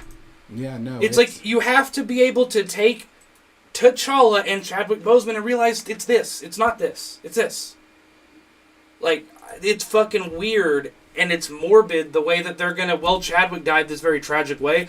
Let's get ready to make our character die that way too. Like, that's just a weird grief experiment on film for your friend. Oh, it like, is. it's It fucking is. weird, That's, dude. you know, it's things that we've said time and time again. It's the same. It's the same things we've talked about. It's talking about Nate Moore constantly lying about something, and which I'm going to get into that stuff too. But here's what Ryan Coogler had to say about the script that was finished, and what he was when he was talking with when he reached out to Chadwick moments before his death, before he passed, and everything like that. He said. It was on a podcast, the official Black Panther podcast. Coogler revealed that he thought about abandoning the project because it was too hard to move on. I'm going to stop there. As I've said over and over again, you should have moved on. If you didn't think you could do the job, It's Don't do it. if you were in such a place of grief and pain to where you looked at the project and you only saw your emotions and not the fantasy world that you have built, you should have moved on. Right. Well, and that goes to, let's be real here. Really, I don't think anyone should have moved on. I think it should have been delayed, right? Yeah. Because I've even heard every single actress. I listened to Denai Guerrero talk But he this said morning. he wanted to quit. Right. Well, all of them, though, were like, this was extreme. Like, Denai Yeah. was like, I didn't even know we were going to do it. I get the call. This has been very hard to come back to. We've been working through our grief through this. It's a weird, great grief experiment for your friend, right? But, Yeah. like, it's weird that I have to watch it and pay for it. But also, if everyone felt this way, understandable. We're delaying. yeah. Then delay the We're film. stepping But the that's- fuck back until either y'all can do it or we have to recast the whole fucking lot. Right. You know? Like either, with respect, but like, you know? yeah. I just, again, this is literally because they talked about like different moments where their grief came out on screen, right? And like different times where it hit them and they're like, this is you mourning Chadwick. This is Chadwick's here with you, right? And it's like, again, I understand you were grieving for your friend, but you made a multi-million-dollar project based on your grief, and I have to watch it. I'm good. Yeah. Like, it's weird, man. Yeah. I think for sure. You should have stepped. If you couldn't do it, don't do it. Don't do it. Yeah. Like I think that, and if no one was in the emotional capacity to make that decision, like there should have been someone who was. Like Trey said, like if you couldn't do it, if you couldn't walk away, it should have been delayed. Someone should have been like, okay, we're all running on emotions right now. Let's maybe take a step back and delay this project Right. because this is not. We're making decisions off of something that has nothing Off to of do your with the feelings. film. Off your Yeah, feelings. that has Off nothing your to do with this feelings. film. That's all it is. It's everybody in their feelings. And I get it. I get it. A person passed. I get it. Chadwick Boseman passed. Don't talk to me about Chadwick Boseman. You don't know how I grieved for Chadwick Boseman. So that's not a place where you get to come at me on my understanding of Chadwick Boseman's passing. I get that. However, like Kevin Feige said, the world's still processing it. No, brother, Marvel's still processing it. We've processed it. Right. We've processed the thought that he is gone. He's Right. not coming back. As I say all the time, when do we go from mourning to processing to celebrating? Right. Yeah. Well, I mean, it's just like, you know, Well, hold on, let running me- this show here. Yeah. I'm sorry, but if my, God forbid, someone I care about passed away, and I tell you, you'd immediately go home, go take care of that. Someone fills your spot because the show has to keep rolling. Yeah. But I've obviously got to grieve. It makes sense, man. It's just someone should have been in charge enough to say something. The article then goes on to say the filmmaker also revealed that the original script, which was of course a story completely focused on King T'Challa, which was, one more time, because there are some people that are hard of hearing, which was of course a story completely focused on King T'Challa, the franchise's main character for those of you that are new, was already complete and ready to hit final drafts by the time of Boseman's death. Before I get into what the quote says, this was again a story completely focused on telling the story of T'Challa. You already had that story done. So what you had to do, because you take it back up where he said he was thinking about, Coogler revealed that he thought about abandoning the project. Take that script, put that baby down, go grieve, and then talk to Marvel about it. Talk to Marvel when you've had time to process everything. If it's not now, whenever, talk to them when you've had the time to process. Talk to Kevin Feige. All of y'all have a sit down with Nate Moore. That does not take seconds. And you talk about the possibilities, or no, not even the possibilities. You talk about the needing to recast. And Right. here's why. Here's the script. Here's what we have to do to further the mythology of the story we've already started telling. Then you go back and pick that script up. And then you start to accurately tell this story instead of rethink. Because this is what you did. You doubled your work. You wrote something, but then you morbidly rewrote your real life into what you erased that and rewrote your real life into the new script. Bro, that's weird to me. Again, you had a story focused on the franchise's main character. Marvel was going to be focused on the franchise's main character with him leading the Avengers forward. Another familiar face that we could have seen in Phase 4. Right. In your lackluster Phase 4. That T'Challa could have helped you amp up if you would have just recasted the character. That part bothers me every single time because, so don't tell me there was no plan. Don't tell me that, oh no, that's the only thing that could be done. It's Right. not. You know, I got a video that we were tagged in on Twitter today by John, and he had said, it was a video that someone did on Chadwick Boseman and the recasting and things like that. We've seen, you know, in one of the, in that video, they gave several examples on different people we've seen recast, like Dumbledore, how we saw, you know, we were all comfortable. It wasn't jarring for me when we got our new Dumbledore in. I understood one passed. The story, because Dumbledore being as important as he is in Harry Potter, has to continue. Yeah. You can't do Harry Potter without Dumbledore. What? And he's not even the fucking main character. But you can't do Harry Potter without Dumbledore. Right. You can't. So then he gave another example. And this one was fucking Sesame Street, okay? Someone passed that was a reoccurring person on, like, not someone in the suit. Forgive me, I don't remember the name. That passed in Sesame Street. They accurately explained it to the children on the show and the viewers. And then they explained, this is going to be the new guy taking his place. Right. If children watching Sesame Street, because at this point I'm thinking Marvel's insulting my fucking intelligence. Yeah, I say that all the time. Yeah. If children can understand a recast Mm-hmm. in a show like Sesame Street, Or even Blue's No, Clues. but- How many no. fucking Steves and Joes and Yeah, you know but what I mean? then don't tell me that my grown ass can't sit down in your film and understand Chadwick passed 2 years ago. Right. Yeah, but And the story has to continue with the new actor the Well, same then- way you're doing it with the fucking Witcher. I think it's just weird because even at the end of the day, like you said, the story has to go on. So as soon as I saw recast T'Challa, whether I knew the comic books or not, that was a common sense of like, yeah, that makes sense because the story has to keep going on. Yeah. Someone still has to be Black Panther. Well, Like- and I'll say this: I don't think they're insulting your intelligence here. I don't. This has not, in my opinion, this has nothing to do with them not thinking people could handle it or not figure it out because they did with Ross. Right. You see it all the time in other series, right, with the Dumbledore and so on and so forth. No, they know the point of recasting. They know the need for it. They know the reason why it happens. It's just this was a black community movie that made $1 billion fucking dollars, and everyone involved in it said we are not going to recast him. They decided. They made the choice to break away from the original script. They made it a weird Very story about their friend dying. They left. They said, "Script be damned. Marvel-centric script be damned. We are going to make this about Chadwick. He is T'Challa. No one else. They rudely said, no one else is allowed to be him. He's our friend. He's the only one that can play him. Fuck you.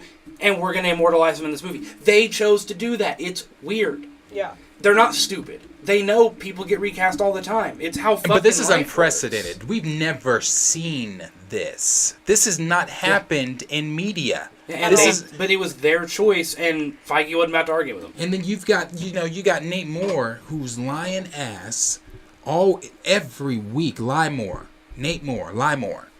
Every week. It's something new. He said this week, Doctor Strange was never going to be. Sir, we have the previs fucking photos. What do you mean Doctor Doom was never going to be in Wakanda forever? Like, Doctor Doom was always going to be in Wakanda forever. You want to know why Doctor Doom was taken out of Wakanda forever? It's things I've said before. I think I've said this already. I definitely said this on Chillmonger's Live on Saturday. He was taken out because Marvel wants you not to think about Victor Von Doom at the end of that's why there's no post-credit scene. There's a mid-credit scene, but after that, you don't get 2 post-credit scenes in this. You get your mid, you go home. There's going to be people that don't know that are going to be sitting there looking for the post-credit scene, but it ain't going to be there. We're going to be in the lobby because I know it's not coming. right. So they took that out so that you could, for the average fan, to pat Marvel on the back when you leave and say, that was so brilliantly and tastefully done for Chadwick. Yeah. Gosh, Marvel did such a good job. That's what Marvel wants. Marvel wants you to come out of this film and be like, that was so great for Chadwick. That was honoring Chadwick. Yeah. But again, for those of us that know better, for those of us that know this franchise and understand that this character cannot move on or the franchise cannot move on without this character, we're going to be coming out singing a different tune. From my understanding, it's going to be a very emotional roller coaster. For those that have seen it that are pro recast, it's going to be a very emotional, and I expected that. Yeah. I don't expect it to be anything but an emotional roller coaster. So like I said, that just bothers me that it was focused on King T'Challa and you aborted that. Well, then going back to this quote, it makes me think. Okay, so you had this script already planned. It was on its last leg of being draft. So, with that being said, I'm pretty sure everything that Chadwick wanted in this next film was already in that draft. Oh, it was. So the fact they wrote it together. Yeah, so then the fact that you just, like you said, did double the work and went back and wrote a whole new script to honor him, it's just weird, because it's just like, and then had the audacity to be like, well, this is what he wanted. Well, it's that, but also I use the argument they say all the time that the fucking Holes actor did, where they're like, well, in the comics, what's the most commonly used? In the comics, it's about a mantle, I'm so right? sick of that. All you have to follow that up with is go, in the comic, see Wakanda and die. In the comic, enemy of the state. In the comic, this. In the comic, that. This is the story we're getting it from. But that comic doesn't fucking exist. You are lying. And then people who don't read the comics, about mantles. But people who don't read the comics, they hear them say that. They go, well, in the comics, and immediately you go, I've never read them, so you probably know more than me. That's not how this works, right? If someone, it's just, so anyone who does read the comics is going to be like, which fucking comic, asshole? Like, you're lying. You've never fucking read them. But that's the thing, we talked about Cleo. That's the thing, all these people that are coming out and saying the comics this, the comics that.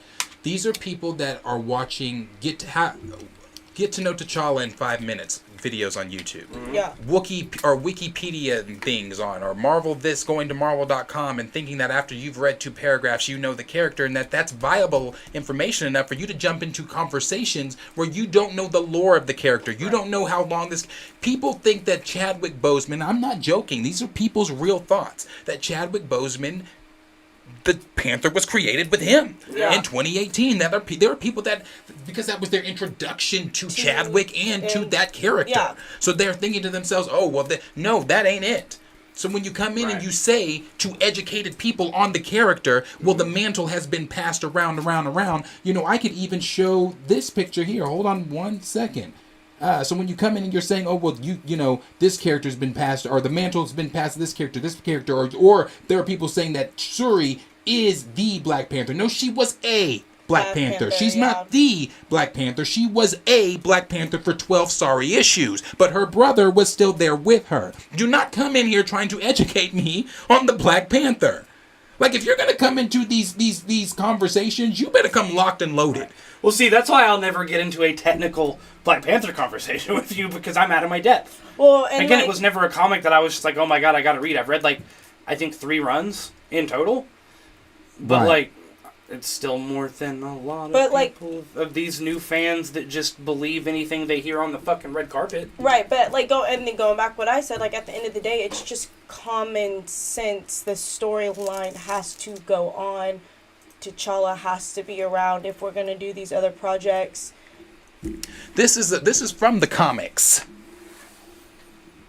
These are past Black Panthers. And like I said, the only time in the comics that you ever see any of the past Black Panthers, it ain't in their own individual issues. You can't go pick up one of their issues and read about their time as the... You can't. The only time that this ever happens is to further the development of the franchise's main character, T'Challa. So don't sit here and talk to educated people on the lore of the character and say, well, it's a mantle. It gets passed down. No. That's not what it is. He's getting them together. What does that say? I call upon you to counsel. He's needing counsel right there. Yeah. So he goes to the past Panthers, and that's the only time you see him. So no, it's not a mantle, and that can be clipped in its own thing. That doesn't have to be within this 30 minutes, because it's not a mantle. I think that needs to be said more than anything, because people keep coming in these conversations saying it's a mantle. It's not. It's not a mantle. Now let's get into what Ryan Coogler actually said. He said, I just finished it. My last conversation with him was calling him and asking if he wanted to read it before I got notes from the studio. That was the last time we spoke, and he passed away maybe a couple weeks after, and this is sad. And this is not, and again, no one, I want to make this very clear. I am not being insensitive to Ryan Coogler or anybody else close to Chadwick Boseman that is still being affected by by the passing of their friend, the passing of their brother. I understand that. So this is not being insensitive. He said he was tired, bro. I could tell he was tired. I'd been trying to get a hold of him for a few days. I could tell something was up, but he was joking and laughing, talking about how he was planning a wedding in South Carolina, talking about the people he was going to invite. And then he said he didn't want to read it, the script, because he didn't want to get in the way of whatever notes the studio might have. So he was like, it's better if I read it later. But I found out later he was too tired to read anything. It's sad. We're gonna move on to the next part there. Even though this is not Coogler's talking, even though this is a script that most people will never get to read, Coogler gives some broad strokes about what he was thinking, and that Namor and the Kingdom of Atlantis were always part of the adventure. Okay, which was conceived before Aquaman was released. He stated. Or he started working on the script in late 2018. This is Ryan Coogler again saying the second script was like a T'Challa vehicle. I was like, okay, we set the world up. Now we're going to do the deepest dive into the guy that you can imagine. Yeah, and to the guy that you can't imagine. And that was what excited me even more. I knew Chadwick Boseman better as a performer, and I knew him better as a guy. T'Challa as a character after making the first film, so I got to writing that thing immediately. It's sad. This is sad. This is sad here because it's like it sucks that Chad didn't get to read the script, didn't want to read the script. It sucks that he thought that he would be able to, and I'm sure Chadwick Boseman wasn't naive to his own conditions. Maybe he knew later was never going to come. Yeah. He probably had a feeling. But it is sad to see that. But again, it's for all the reasons that we've said there on the second paragraph there when he said the second script was a T'Challa vehicle. I really, again, I don't know how many other ways I can say it or twist it or say whatever. It sucks that story was changed. And I do want to show this really quick as I get ready to give my closing thoughts on that. If you remember, the Russo brothers this is from the Russo brothers, who we were just talking about earlier. This is from the Hollywood Reporter. It says the brothers once again touched on how they painstakingly worked through several options for Stark's last words before they ended up using something provided offhandedly by the film's editor, Jeffrey Ford. It's probably the most pressure we've ever had in trying to come up with a line. In any of these movies, Joe says, you do not want to fuck up Tony Stark's last line. No. So let's get to what they said. Here it is. Okay. Then he goes, okay, here we are. One source of the pressure around nailing Iron Man actor Robert Downey Jr. We've talked about this before. Nailing Iron Man actor Robert Downey Jr.'s franchise farewell was MCU regular and Iron Man director Favreau, who called us up. Jon Favreau called the Russo brothers, okay? Who called us up after he read the script and said, "Are you guys really going to kill Iron Man?" Anthony recounted. This is one of the Russo brothers. Joe goes on to describe the phone call with Favreau in which he had to talk him off a ledge over their decision to wrap the story of one of the MCU's most popular heroes. I remember pacing on the corner of a stage on the phone with Favreau trying to talk him off the ledge because he's like, "You can't do this. It's going to devastate people, and you don't want them walking out of the theater and into traffic," he recalled before saying, "We did it anyway." So, walking out of the theater into traffic. I don't know how hard it is for you to. It's so easy to wrap your head around Iron Man and how popular and what the character means to the MCU, even though the character is not doesn't culturally mean anything to one race or anything like that. You can wrap your head so easily around Jon Favreau telling them, "Are you guys really going to kill him? Do you know this is going to devastate people? Do you know the uproar that this is going to cause? Blah, blah, this and blah, blah, that." But when we say recast T'Challa, and I get it, Chadwick passed and Robert Downey Jr. did not. But that's a character he was talking about that was going to piss people off, not RDJ. Right. A character that you were taking off the screen that was going to piss people off. I don't know why it's so easy to wrap your head around RDJ, but it's so difficult to wrap your head around T'Challa. Yeah. And I think that's where the frustration comes, because the ignorance is right there in everything you just said. We were talking about a character, and yet we're still, when we talk about recast T'Challa, we're still talking about a character, but yet people are tying in the reality of the person that played the character. And that's where the ignorance and the frustration lies. Yeah. Oh, yeah. And I mean, here's the last thing I'll say about this topic, because it's this one's where it gets a little more personal, I guess. So I've seen a lot of people talk about, and the whole walking out into the street thing really made me hone in on this. But I've seen them interview, Ryan Coogler, And he talks about this movie is about multiple stages of grief, right? It's handling different versions of grief, and this and that and the other, and it's a celebration, and it's very understanding grief. And I've read a lot of the spoiler scenes about Suri and how she isn't processing grief well in this film, and then in the end she does, and all this other stuff. And my whole point to this is, when did I fucking ask you to teach me about how to do grief? I've said that. When did I fucking ask you how to teach my child how to process grief? Yeah. I don't need to learn that from a movie. Now, don't get me wrong.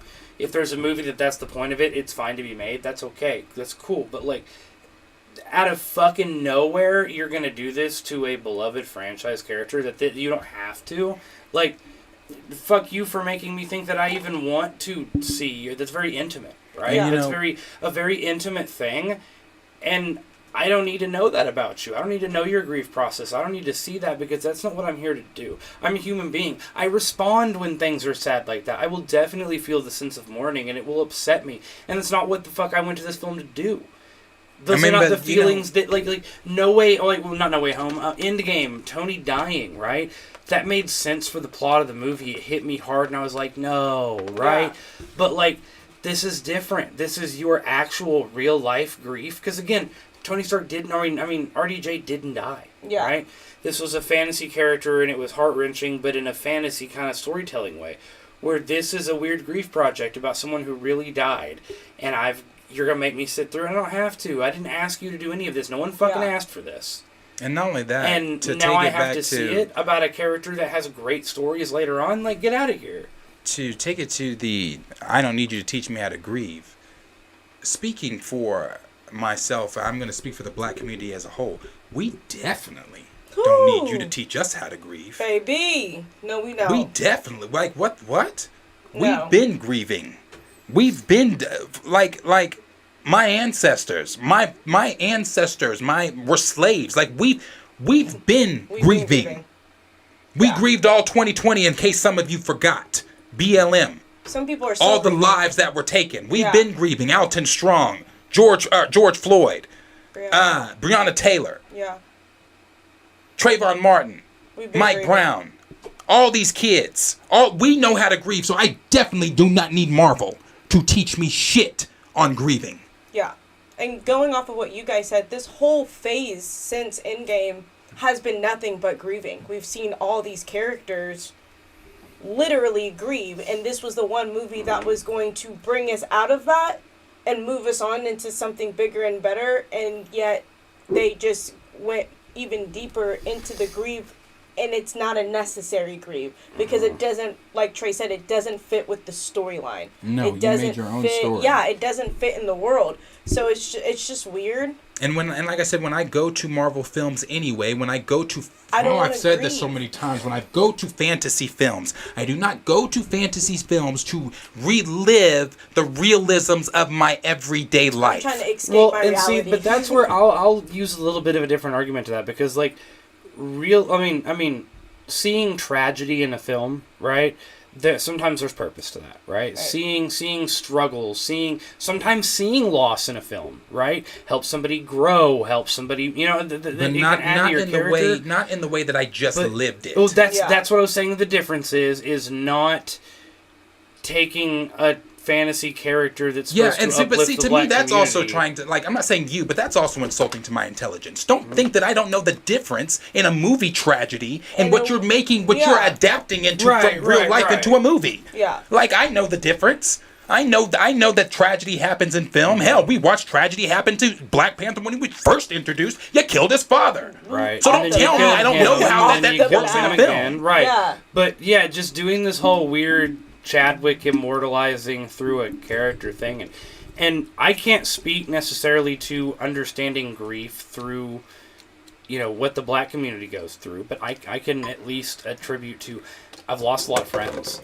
and we all grieve our own way. It's a very personal deal, and, like, if you've ever grieved with someone over something, it's a very emotional time, and, like, it's cool that y'all could all grieve together and spend $1 million Disney bucks on a movie for it, but, like, this shit's not for me. Yeah. Like, that's not what I'm paying to see. I'm paying to go watch the cool adventures of the Black Panther. Like, Yeah, fuck, man. I'm very curious about my own reaction just because I'm personally going through a grief, and grief is hard. That's what I'm saying. Grief It's is not triggering something for that, people. Yeah, it's not something that you just let go. It's something that literally holds on to you. So, like, imagine the people who are going into this with no idea and just, or is going against this recast, and what if they're going through a grievance? You know what I mean? Like, I get it, maybe it might get them through it, but me personally, I'm very curious of how I'm going to react to this movie because of my own experience, because I think it is weird. It is. That I'm paying money to go see. To be triggered. Yeah, basically. To be triggered, to be reminded of your real life. Yeah. And when I sit down like in Black Adam, nothing mattered. But when I was watching Black Adam, I didn't care about what was going on outside the theater walls because I was immersed in not a good story, but a great action film. Yeah. I was immersed in a great action film. I don't want to sit in the theater and be like reminded of something that just hurt my, like, as a basketball coach. I lost one of my players 4 months ago. Yeah. We had to bury, that's not the first player I've left, but I had to bury another one of my boys that did not get to fully live his life. And now You think I want to go sit down and watch a fucking funeral? Yeah. What? To take it back to what Eric Voss said, this film teaches you a new way to grieve? No, thank you. What? There is no new Stay way. in your lane, Eric. That is my whole thing way. where they're talking about There's no teaching way. how to, like, I lost my best friend to suicide years ago, right? It's been, I think, 7 fucking years now. And so, like, no, I don't sit there and cry and get all upset anymore, right? But around, it's this weird, around October, when I know it's around that time, I really feel it. And I'm like, it's you're around right. that time, you know, I can That's what tell. I'm saying, grief is and heavy. it's like, I do it my own way. If Yeah. I needed to reach out to another one of our close friends to talk, I will, right? But generally, I just go on about my fucking day. But how ballsy of you to go, everyone, we're going to teach y'all a new way to grieve. You're going to witness our grief and how we got through it. I don't care how you did that. You don't know me. And that's the whole point. Is that I'm not trying to be unsympathetic to you. It is, one, I don't know you and you don't know me, so it's weird that we're getting this intimate. I'm not that open of a person. But two, like, are we forgetting this is supposed to be a fucking Marvel Black Panther movie? Because none of this has anything to do with it. But see, that's what I said. Like, even the removal of the post-credit scene, they don't want us to think about anything furthering the mythology of the MCU. They want to give you a little TJ to give you the hope and to make you shut up about T'Challa. That's what that is. But there's no post-credit scene just because they want. Like, look at the NBA shit. I've said this, bro. The NBA commercials, the NBA, yes, Disney's partnered with ESPN and all that shit, but to promote Wakanda Forever, they're showing Chadwick Boseman from the dunk contest with Victor Oladipo when he did the Wakanda Forever symbol. Yeah. That's the beginning of the commercial with, I think, is that Rihanna's "Lift Me Up" song playing in the Yeah. That's why. And what audience do you think they're marketing to with the NBA? Come on now, come on. Yeah. What audience do you believe they're marketing to with the NBA? Because that, like Q said, that shit ain't playing on the NFL commercials. Right. I mean, not that Disney's partnered with NFL, but NFL ain't playing no commercials like that. So what audience do you think that they're fucking marketing to? I don't know. Bray reminds me of them old fucking. I don't know. It is to the point where that reminds me. You know them bail bondsman commercials that are like heavily, black community oriented, where it's a guy like all of a sudden rapping or something, right? Yeah. Like that goes back to me being like, y'all don't know what Black Panther means or represents, so you wouldn't be marketing this way. It's just fucking weird. And I'm sure Disney's not going to nail everything. It's just like but it's still profiting off of his death, bro. Yeah, like, why are you not using stuff from the movie? It is so fucking that's far the part away cringing from what this movie's supposed to be about that it's just like. And then I think for my thought too, maybe because I'm female and because I'm a mom, but I'm like, if my husband played such a big character like Black Panther and then passed away and they have to move on with this movie, I would not feel comfortable with this. I would not feel comfortable with how they're going about this. Mm-hmm. I would not. I mean, maybe that's me personally. I mean, I can't speak for her because I'm not in her shoes. Mm-hmm. But I don't know. To me, I would just be like, why? Well, yeah, but that and like, okay, there's 47 people in this live right now. By the way, we love and appreciate all of you being here. Thank you so much. Like, smash the like button, subscribe, all that good shit. But with 47 people in here, if we said, all right, guys, all of you, for the next 30 minutes, we're going to talk in detail and show pictures about our grief and dead loved ones. Everyone would fucking Everyone leave. would fucking leave because no one wants to see that shit. Because that sounds really boring and fucking oddly intimate and weird, sad. right? So why do I want to pay money to do that? Because that's what we're doing. Yeah. So we're doing it in a couple fucking days. I mean, and it's just like, it's interesting. Well, it's not interesting. It's just, it's like I said, you've got everything that you're doing in this film, and then you've got the promotion, the weird promotion that's going on for it, you know, with even, they're pushing so hard for it. Even McDonald's. They have Mac. Mac has like a whole line with it now. Yeah, and it's a whole thing. They're pushing really hard for this. has I a don't care commercial. how hard they push for it. It does not hit. I don't care what people say. It's beautiful. I told you it was beautiful from the trailers. That's fine. It ain't hitting that Billy. It ain't hitting that 1.3. The feelings around 2018's first Black Panther is not the feelings around this one. The excitement that was there is not the excitement that's here for this one. Yeah. Mm-hmm. We were ready. We were about to go see a character that people have been waiting 50 plus years to see on the screen. We finally got that, and the representation was there. This, no one's rushing to see the funeral. Yeah. Yeah. No one's rushing to see that. You know, like Raymond says all the time, my favorite. If I want to see a funeral, if I want to watch someone's funeral, I will look up Mike's funeral from 2009 and watch that 6-hour fucking funeral. Yeah. I'll watch that. Yeah. I'm not interested in going to, you know, obviously now I'm saying I'm not interested. Am I going to see it? Yes, because I need to see for myself, as I've said over and over. I'm not one of those people that I can take what Timmy, Billy, and Jimmy is saying about. I have to see it for myself. Yeah. I can't go off of your opinion or the next. It's like when people say, well, I've used this as an example. Well, Darius is an asshole. Well, that's probably based off your experience with me. When some people might tell you Darius is one of the nice, again, that's probably based off your experience. Everybody's going to experience things differently. So I can't take Billy, Timmy, and Jimmy's experience off of that. I have to experience the film for myself to give you my accurate opinion. Hey, I'm going to say this. I know we're not on the comment section, but man, Raymond made the best fucking point here. He said, imagine if they killed Brian from Fast and the Furious in a car crash like Paul Walker. Like the same way. Yeah, no. Right? Yep. Can you imagine the backlash? The franchise would be done. Vin Diesel would be exiled from Hollywood. It would be so disrespectful. It would have been so disrespectful. But everyone, I think, is scared to tell the people making this movie that this shit's weird.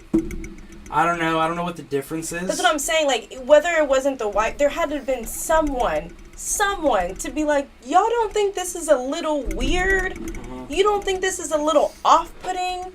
Like, we're gonna kill the character that shouldn't be killed and somewhat the same manner that actor died? Like, we don't think this is a little uncomfortable? Like, that's why, that's the part that's appalling to me. Like, who was in this room? Mm-hmm. Like, who was just like, okay, yeah, go for it. Well, according to Nate Moore, it was him and Ryan. They went in, they came out. It's that quick. Ugh.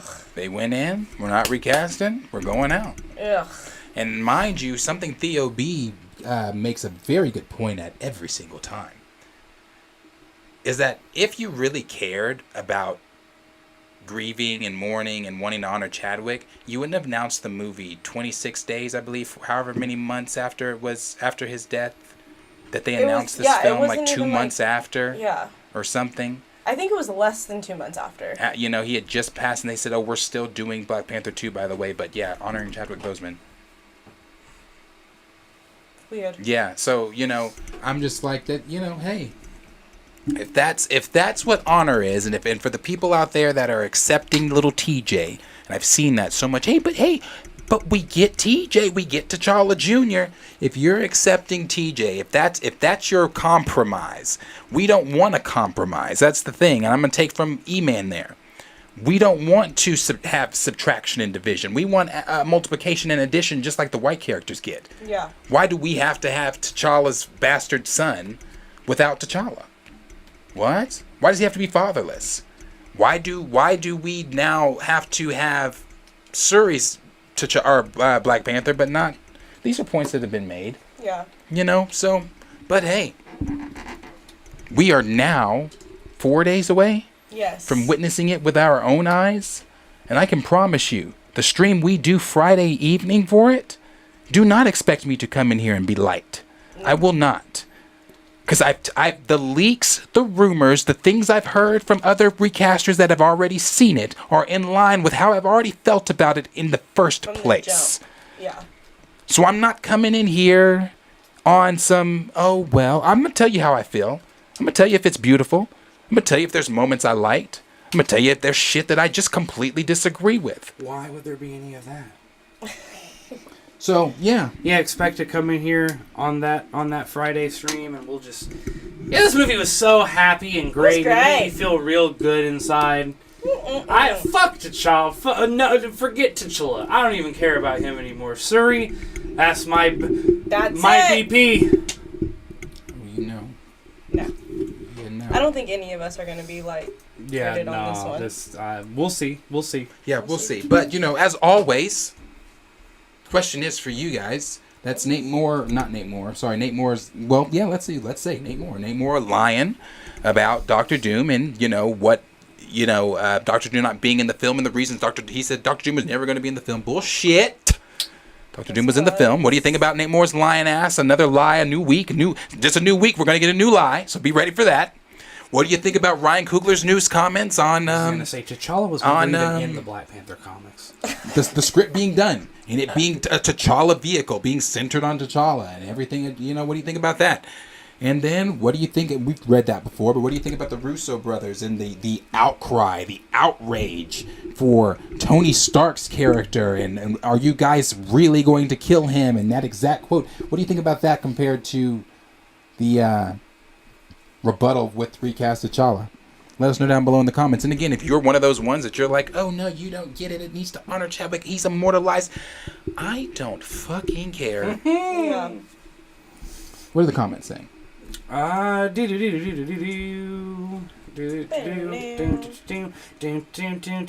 is the break music, you guys. Hold on 1 second.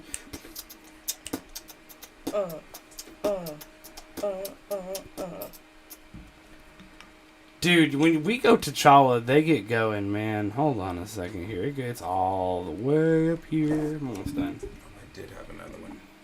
Good job. Another what? Good job, Darius. Oh, good job. I like when my present self helps my future self out. It's a great feeling. When I think things. Yeah, you're like, all right, look at us. Yeah, Raven 2000 saying. By the way, shout out to Ashura for shouting me out. He said, I can't wait for Trey to see this film and start ranting. Yeah, man. I don't know. We'll see. Raven 2000 said, first of all, how is T'Challa able to have a kid if he's sick? Is it a test tube baby? Well, from what I've read, and correct me if I'm wrong here, the child is supposed to be like 5. The child will be 5. And this is a pre-blip baby. This is little TJ. He's a smart guy. Do.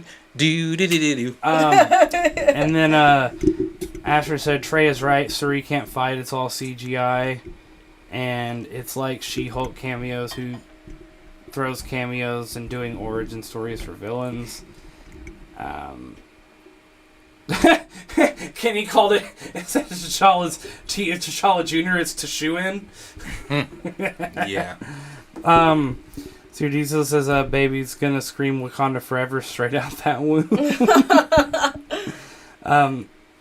Snyder Steppenwolf said, but T'Challa Jr. with T'Challa stories makes no sense. T'Challa grew up with his sister, his father, and his mother, Queen of Wakanda, bro. Lakemore and Ryan are both clowns. That's why I said it doesn't make sense to me, but okay. None of it makes sense. Let's see here. Just doesn't belong Yeah, here. Nary21 said maybe he should have just moved on. I agree. Talking about Ryan. Let's see here. Jay Wolf said doubtful I'll support another Coogler film because of this. Yeah. It seems like they didn't want to pay an actor the salary that role would have commanded. I've seen that, but I'm really, it's Disney money. I think that has so little to do with it. I feel like has nothing to do with it, and everything with the fact that they made an emotional Listen, if they're about to pay, if Tom Holland actually is about to get RDJ money, and we're talking RDJ money. That man was making $50 million just to show up in Spider-Man. Mm-hmm. Yeah, RDJ was making more money than anybody. Yeah, then no. When Spider-Man and T'Challa came in the MCU at the same damn time, and one of them has 3 films and one of them has 1, and he's died 3 times, you tell me. Right. Yeah. And then I see Raymond says, there will be no Black Panther 3. It's too emotional for Coogler. And what are they going to do? Have Suri fight Akabe or a resurrected Killmonger. I saw that too about Wakabi. Daniel Kaluuya, who was it? Nate Moore, Ryan Coogler that said he's just banished right now. Bro, you are making this shit up as you go along. Literally. Literally. This is all made up as you go along. It's terrible. It's terrible. J. Wolf said, so basically Marvel don't care about their grief for their friend. Don't care about their grief for of their friend or use it to make the movie more marketable. Film should have been delayed. Agreed. Ray said if it was honoring him, why would they just focus on the last moments of his life? They should have honored the totality of his life. And then Asher said, why are Black portrayed as thieves in the MCU? Rhodey stole Iron Man's prototype suit, and now Riri that has no connection to Tony Stark. Oh, because that is typically what we're seen as. With the stereotypes, the tropes. Yeah. Same reason we're about to see the absentee. And then JM Reviews said the original script sounds way better, focusing on T'Challa. So what was the point of the first movie then? Yeah. I feel like that's what's going to come down to it, is we're going to see this movie and we're going to be like, so what was the point of the first? Asher said, I was done grieving about Chadwick months later after his 6 months to a year. Why wasn't 2 years enough for people? This movie should have been stalled for 5 years. Yeah, they definitely should have put it on hold. Let's see here. Next. Raymond 2000 says someone in Marvel needs to leak the original script. I agree. I've said I would love to read that script. I definitely would love to see what that script holds in it. So then Asher says apparently it was Captain Marvel to lead the Avengers, then no liked her to Tom Holland to finally T'Challa. You saw the video that you were talking about it. I think they were always gunning for T'Challa. Yeah, I don't know. They were always gunning for T'Challa. From the thing that I saw, it was T'Challa. Yeah, it's always been T'Challa. Then Raymond 2000 said, I cannot stand people who are not black telling us how we need to grieve. Yeah. Or what representation looks like. Yeah. Man, and I agree with that. That's why a lot of these times on here, even when I'm doing this, I don't try to give it from the black community perspective, because I don't know that. I don't know it. Right. I don't. I mean, I was born a white dude. Like, that's not something I can understand, but I can empathize after listening. I've listened to this, conversation surrounding this from you guys' opinions to sitting here on this channel to listening to other recasters since I've learned about it. Right? And, that's why originally I always tried to come from the point of view of just a narrative factor, right? Just the way you tell a story. But, I can't tell anyone how to feel about anything. But what I can say is that, again, it makes me uncomfortable with you trying to get that intimate with me on a grieving level. Yeah. I don't want that in a movie. Right. And then Raymond 2000 said that there are people who care more about actors than they do the legacy and importance of this character. This may be rude, but I don't care. T'Challa is more important than the feelings of actors. Half of them who probably don't even know who Tetu is. Is it T2? T-E-T-U? Let's see here. Why? Because they don't know the source material. Because if you did, this decision wouldn't have been easily made. Yeah. And then Osher saying if Doom is not there, people are going to rage. Oh, well. Yeah, rage on. Rage on, yeah. And then Gray makes a good point. Boy. Gray says it's gatekeeping. He doesn't care how they look. That's what it is. Gatekeeping T'Challa now because your friend played T'Challa and died. Yeah. We're literally throwing a hissy fit. Mm-hmm. Yeah, I saw in that video too. They were talking about, maybe in the next reset. We have a Kevin in here says how do you know 100% that Dr. Doom was in Black Panther 2? Where's the proof? Okay. Well, I so love these type of questions. Oh, y'all! First of all, y'all got him started. So sit tight. What we do here is movies, TV, streaming, hot topics, and more. And it is I would like to say now for sure. I make it a job to make sure that when we get on here, we are telling somewhat of the most accurate leaks and rumors that come out.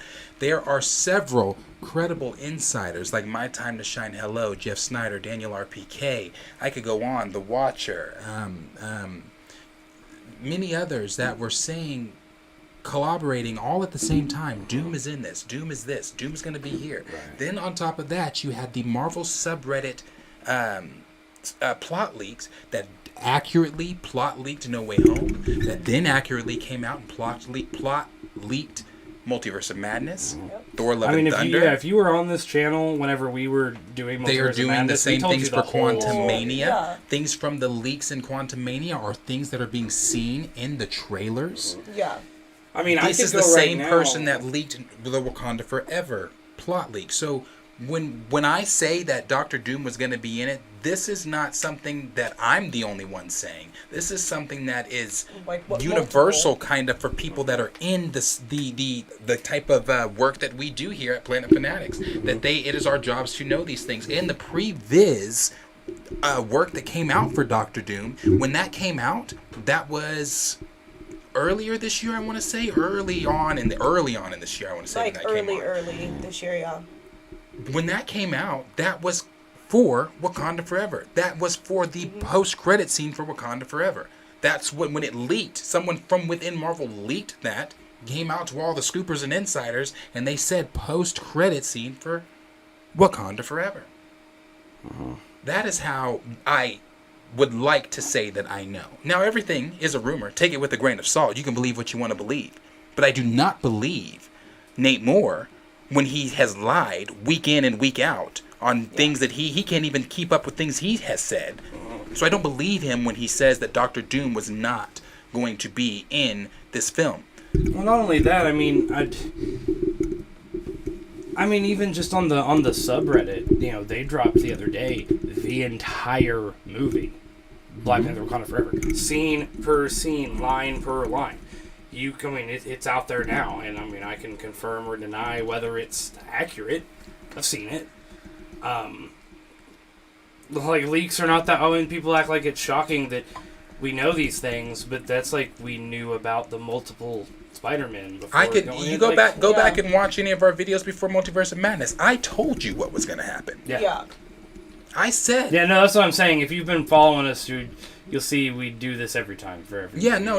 We definitely. And it doesn't mean we're things like. Yeah. We don't have some special. Yeah, I don't secret have. here. I don't have We any just inside know man. The same thing that the community does on our accurate leakers and. You guys people actually who got drop me scoops. excited to go see Multiverse of Madness because I was hoping that the leaks would like add up with What we were saying. Yeah, Right. you know what I mean? Yeah, So- no, like we knew early on from those plot leaks that Wanda was going to be the villain. Yeah. The things, there were so many things that we talked about in the film, or we talked about before the film, that was supposed to be in the film, Yeah. that Right. was not in the film. But then Matt Waldron, who wrote the film, came out in interviews and said the same things that we talked about before the film that were supposed to be in the film that weren't. He Yeah. said, we wanted to put this in, and it just lined up with every plot leak that we got. So, brother, this is what we do. Yeah. Literally. Let's see here, and then you've got Cornelius is in the chat. Hey, Cornelius. Okay, so let's see here. We have Raymond saying, well, at least we have T'Challa Jr. and other black characters. Why can't you be happy with that? Black people have had to take compromises since our ancestors were stolen from their land, and now we have to take compromises for fictional stuff. It's bullshit. And I think Yeah. you went on a really good explanation on that on Chillmonger's thing as well, where you just talked about the settling and the compromises and It's it's just the shut unnecessary. up and dribble. It is. Yeah. I use that as the example all the time. When LeBron and them spoke up in 2020, they were told, "You're athletes. Shut up and dribble." But they want, in this, here's the thing on that. If you want them to shut up and dribble, but if they go out in public and they do something, or I almost said, they do something that they're not, unsavory, or something that you Right. feel is like, oh, you're supposed to be a role model, but you want me to shut up and dribble, or you want me to be a role model? Which is it? Which one You is don't it? get to pick and choose. At the end of the day, we are always told to settle. We are always told, shut up and get over it and move on. But that's how it's always been. Even when, and not to give a history lesson, but when the slaves were freed, at least here in Oklahoma, my ancestors, when they were freed, they were peopleless, they were stateless, they were nameless for 30 years. Yeah. The Native Americans that held my ancestors here didn't want us, didn't want to accept us into the tribes. The United States didn't want to accept us into the tribes. So we were just told to get over it. Move on. And then that same theme echoes today. And like Raymond said, now it's in fantasy. Yeah, it's just bullshit. Right. Let's see here. I'm gonna butcher this name. Fatin Noab. Fat and no ab. Fat No. That's what I call him normally. Said, to be honest, from what I've seen from the people around me, I could be wrong, but most MCU fans are casual fans, and they don't care what Marvel does. If they that's true. recasted or not, they would have went to Black Panther 2 regardless. No, and that's the truth. And we talk about that. We're certain series where a series will come out we're super excited for, but like, you know, that was my whole beef with Moon Knight, right? I was like, yeah, I'm excited, and then it was not. I mean, it was cool, but it wasn't what I wanted. Right. You know, I think this is the same thing where no one's fucking heard of Marvel's first mutant Namor before, unless you're a comic book fan. They don't fucking know. Right. So they're just like, cool, we're gonna go see this movie, and that's the bulk of what we get, right? Yep. Work at a fucking funeral. And then, this is my biggest thing. Noab said the same thing. Where are the Avengers for T'Challa's funeral? And that's what I'm saying. Like, where... No one cared, I guess. I don't know. And but then he also said, they how didn't is see a Shuri Bucky. also as skilled as T'Challa when he's been training his whole life and she's been training for that long? Pixie dust and fucking plot armor. Like, I don't know, man. It's ridiculous. To what he said about the Avengers being there, you know, that's the same thing. That's the same thing I asked. It's Fatin Noab. Oh. That's the same thing I asked about, you know, the Avengers and being there. Why no one's there, and if the reason is because Wakanda kept it a secret, well then again you're making it too close to Chadwick. Yeah. You're making it too close to So Chadwick. it's like no matter how you spin this, guys, the true colors are showing. Yeah. So no, not interested. I was expecting to at least see a Bucky somewhere. Yeah, nah, it's just called making a bad movie. I don't know anymore. Like, there's some. I mean, it's not like we're poking new holes in this concept. It's there. The holes are wide open. We can see right through them. It's garbage. Yeah. Let's see here.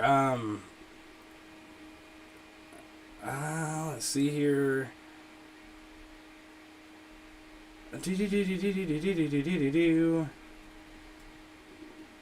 Steiner Civil said Marvel Studios confirmed the MCU Namor, not Namor, is going to be as strong as Thor and Hulk, even though MCU Shuri will beat him. Correct me if I'm wrong. Didn't Namor whoop her in the comics? So that was the point I was trying to make initially when we talked about that. The original concept for bringing in Namor would have been a T'Challa versus Namor fight, right? And what did I say even then? If T'Challa doesn't come prepared, you know what I'm saying? If T'Challa comes in half-cocked, like, or in any way not in, like, time to beat your ass mode, he'd probably get his ass whooped at first and have to come back and, you know, hold on, wait a minute, wasn't fucking paying attention. You know what I'm saying? Round 2, like, run the shit back. Because Namor doesn't fuck around. Namor is strong as shit. He is Marvel's first mutant.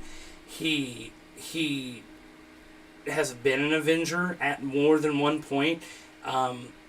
He plays with a lot of the big characters. He is Marvel's first fucking mutant. Like, and you're going to have Shuri, who's never trained, to almost kill him in this movie. So Yeah. Makes sense, right?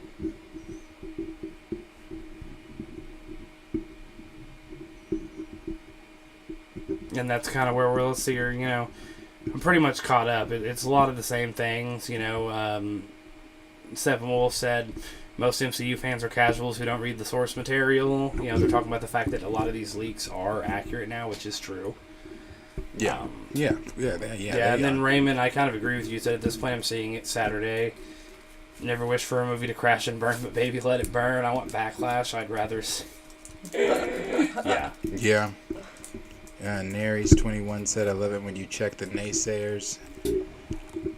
It's just what we do, man. I mean, I'm never going to get on here and tell you guys anything inaccurate. Well, everything, as we always say, they're rumors. Take them with a grain of salt. Right. But I'm going to give you as accurately as I possibly can to what we believe is going on in the leaks and rumors out there. I mean, that's just what we do, you know? So I appreciate it, yeah. So if that's the comments that we got there, we'll move into the last part here, and we're only going to do this very quickly. We're going to do one round of encyclopedia, and then we're going to close with you guys. And again, so for those of you that don't know, before we get into actually, you know what? I'll say it at the end there. So we'll get right into it. Yeah, so we'll get into it. So let's see, who are we representing? What are we doing? Where are we at? You should let me read them today. Oh, well, that's not fair. That's fine.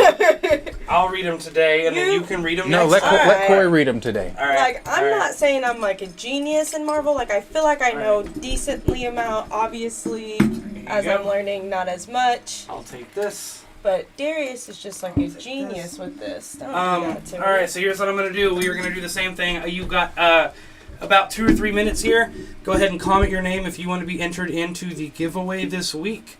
For the winners last week, we have everything ready to go to send those out. Be patient with us. This is a new thing we're trying here. But let me see here. So let's see here.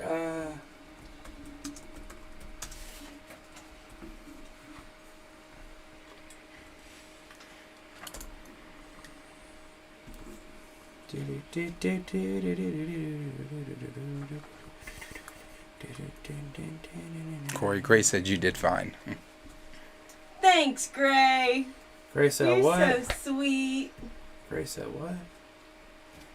Nary's 21 put his name in. He wants to be in for the giveaway. Oh yeah, I guess we'll do that. So the giveaway this week is going. Let me switch the camera here. The giveaway this week is. Oh man.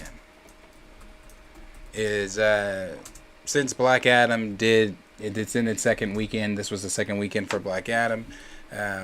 We'll have this one here, and I believe for Jarrus we sent the Dwayne Black Adam Funko Pop, and then the other one will be the Hawkman. So you've got both of those there for this week. That's what we've got. Hold on, I'm making the wheel maker now. Bro, I'm losing my voice. Shit! Son of a bitch. Oscar put his name in. I can't find a wheel maker. What's up, Oscar? I like when I see, that's a friend, like a personal friend, someone I know. Appreciate you being here, Oscar. So Yuri G put his name in, J Wolf put his name in. Are you seeing all these? I'm trying to find a wheel. Fucking thing. What'd you use last week? You know?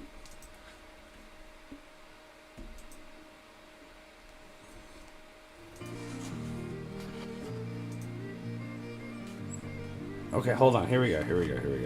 What names? Read me some names. Is the music loud if I turn that on? Let me know if that music's too loud. We've got Naries 21, Naries.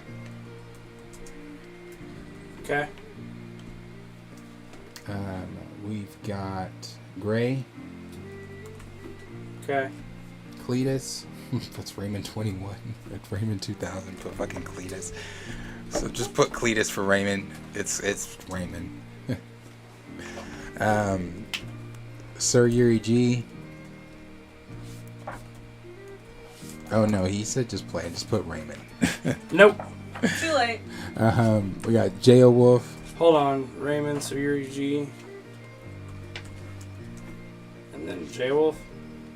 Yeah. Then we got Oscar. And?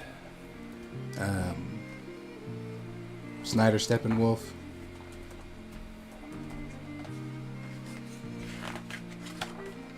Kenny. And that's it. Yes, Sir Yuri G, I'm for that too. What are you for? The Black Panther discussion, comic-wise. All right. So, on shoot, You can have it. I get whoever's first. Sure. All right, so click to spin. And the first person being represented by me is Snyder Steppenwolf. Hey, we won 2 times last week, so. Alright, can everyone hear me? I want to make sure Trey can't see. Alright, so the person being represented by Darius Deshaun Dariuson is Naries 21. Hey. RS21. I'm gonna try to win this for you. Nari's, are you in our Discord? Yeah, if you're not in the Discord, get in the Discord. Put the link in the. I can't. I don't know. I tried to do it through my phone and it wouldn't post. If any of y'all can post the Discord link for us, I know fucking at least like 7 to 10 of you are in the Discord. It's not letting you post. That's weird. Okay, just like it wouldn't let you block Oh Girl. I don't know what's going on. Oh well, the bot. I said Oh Girl. Anyway. You mean 69match.com? Anyway, yeah. If you're not in the Discord, join the Discord. They need to be a mod. Oh, that's right. No, I don't know. That is true though. They do have to. We do need to start. All right, I'm putting Raymond as a mod. Start having moderators. Raymond, I'm putting you as a mod, so you can. But on the agreement that you post the Discord link. Yeah, join the Discord. That's how we get you guys like the giveaway stuff and stuff like that, so you guys can connect with us there. Yeah, boom, boom, boom. Hungry Almighty said he'll do it for fun. So the next round you can do that one. We'll do that one. I'm gonna do this one. I think I finally found one. I say that and then I change my mind. Hey, one of these streams, we're gonna have to like order pizza shuttle.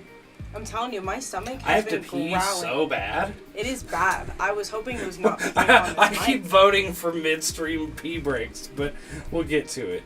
I can't figure out how to do anything right now. We need Q back in the studio. Feel better, Q. Anyway, all right, we'll play the game. Discord link. Hold on. Best of 5? Yeah. I can't figure out how to make Raymond a fucking... I can't do anything. Listen, guys, I had a vasectomy the other day. You're lucky I'm even here. If it makes anyone feel better, I did not have a vasectomy a few days ago. Yeah. So, there you go. What about you? Did you, Darius? I never will. Not this week.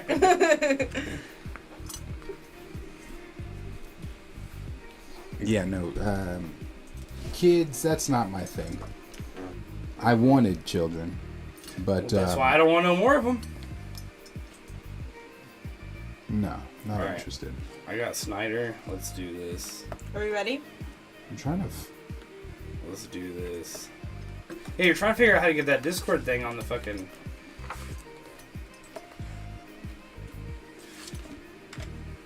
That ain't it. That is it. That ain't it. Oh, that is it. Yep, there you go. There's our Discord link. Sign up for the Discord. That's how we get in contact with you to send you your things after I win them for you. All right. Let's hit it. Okay. Also, remember, like, subscribe, share with your friends. Please donate via Super Chat or our StreamYards. StreamYards? Streamlabs. Streamlabs. Let's go. All right. This character's occupation is an adventurer. Height is 6 foot. Weight is 340. Eyes are blue. Hair is none. First appearance was... Oh, that's going to give it away. I can't give you that. I guess I can go with the name. Sharon? What about Sharon? That's their Sharon, name? Yep, real name Sharon Ventura. Ventura. Ooh. Adventurer. No hair. At first I was going to say Vision, but it's not Vision. No. I can't tell you what, like, who she's associated What with. powers are we got going on here? Yeah, what's her abilities and things? I feel like that's gonna give it away. Let me see here. Is this character in the MCU? Yes. This Oh, wait, no. No. No, she has not made an appearance in the MCU. She's dated someone in the MCU. There's some hoes in the Working- MCU or in the Marvel comics. This character she dated in the MCU, are they a ground level character or a cosmic character? That's a good, I guess ground level. Ground level.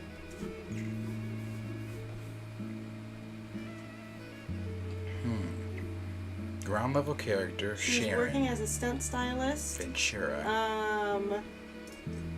I just feel like if I read this, it's just gonna give it away. I'm trying to see where I can. If I give you her power, it's gonna give it away.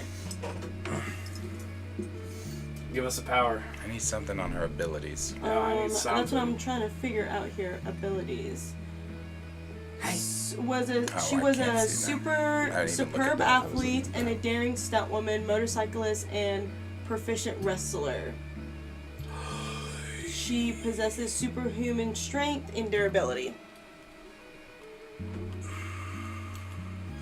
Real name, Shannon Ventura. Occupation, adventurer. Height, 6 foot. Weight, 340 pounds. Blue eyes, no hair.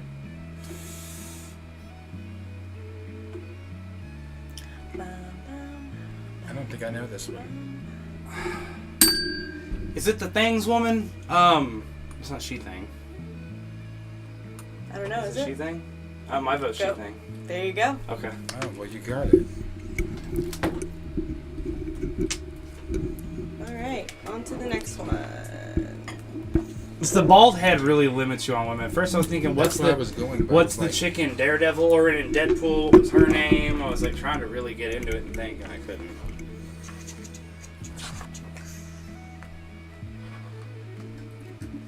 Let's see. Oh, we'll do this one.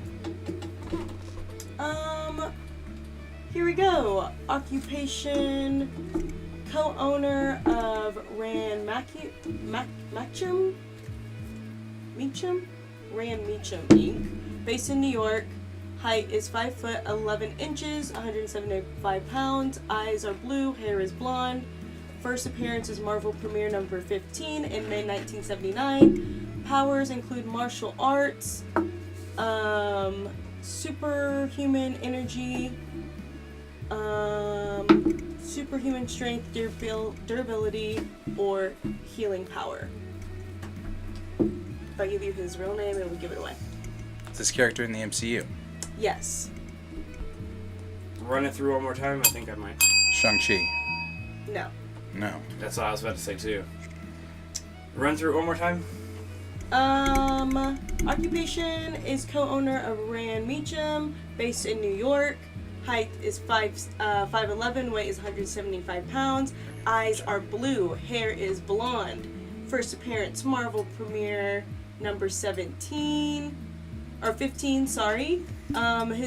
He's a master of martial arts, superhuman energy, strength, durability, and healing power. Daredevil? Nope. You guys are getting very, very close though. One more time on the abilities, because On this the is for abilities? 3. Okay. Master of martial arts, superhuman energy, superhuman I know who it strength, is. durability, and healing power. I know exactly who it is now. And this person's in the MCU. Mm-hmm. Superhuman strength, superhuman energy, master of martial arts, healing power. I know who it is. I think you know who it is. They're in the MCU or coming like do they have a movie currently? Like they have their own movie? I wouldn't say a movie. They have a show, Mm-hmm. I know who it is. and they're in the MCU. The only person, they're the lead in the show. Yeah. Moon Knight. No. Danny Rand, my boy Iron Fist. Woo! That's Iron it Fist right is there. not in the damn MCU. Nobody had his own show. I said, is this person in the MCU? I'm not the coach. I'm not the person. And you know what? I was honestly I thought he was thinking. in No, I was honestly thinking Iron Fist after I said Shang-Chi too. I would. Damn it. I thought No, he once was in you the said MCU. Daredevil and she said you're close, I was like, Iron Fist. Why am I so stupid? But I said Moon Knight because I was thinking to myself, okay, this person has a show. The only close thing Alright, to so it's 0 and 1. I didn't get that point because that was after the third guess. Okay, next one. Next one. Okay.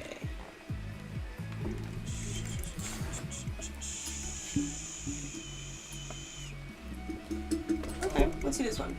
Real name is Naira. She is based in Canada. She is 5 foot 7 inches, weight 108 pounds. Her eyes are white. Is this person in the MCU? No. What is their this person's abilities? Abilities. Assumes the form of a human, woman, or any animal native to Canadian Arctic. She has superhuman strength and has the ability to fly. It's the goddamn Captain Maple. What the fuck is it's the Canadians' Captain America? Basically. Yeah, it's Captain whatever the fuck is. I know what you're talking about, but I can't remember her hair, name. Pale blonde, height 5'10". How do I ever interact with this character? Never. But I know who you're talking about. I just can't remember her fucking name. Assumes the form of a human, woman, or any animal. Captain native. Canada. Like, I don't fucking... Mountie Captain fucking A Canada. Okay, you want me to give it? Yeah, I don't know this one. Yeah, let's summon Chillmonger in the chat. Snowbird. Okay. Yeah, no, we didn't get that one. Yeah, no, I never interact with this songbird, snowbird. Alright, let me... Still got you, Steppenwolf, don't worry. Let me get back into the nitty gritty then. Let's see. Yeah, I'm not even gonna Suri G says she's on Alpha Flight. She is on Alpha Flight. Here you go. Hold on. Occupation, he is a criminal. He's based in New York. His powers is a genius with special effects, stages illusions. Fuck. Yes! Mysterio. Yes. Damn it! Fuck! I clicked at this like 2 seconds seconds later. Literally Damn. 2 seconds later. I was gonna say Mephisto or Mysterio. Here we go. This person is based in New York as well. Criminal mastermind, brilliant criminal mind, and superb fighting skills. Has a big, huge, heavy body. Fuck you. Why? Hold on. Why is this happening? Why can't I think of his name? Frank Castle. Wait, no, Frank Castle is fucking Punisher. Nope. He said Frank. I He fucked did. up. So read more for me, please. I know who it is. Brilliant criminal mind, superb fighting skills. His body is huge and heavy and composed almost solid muscle. Based in New York, criminal mastermind.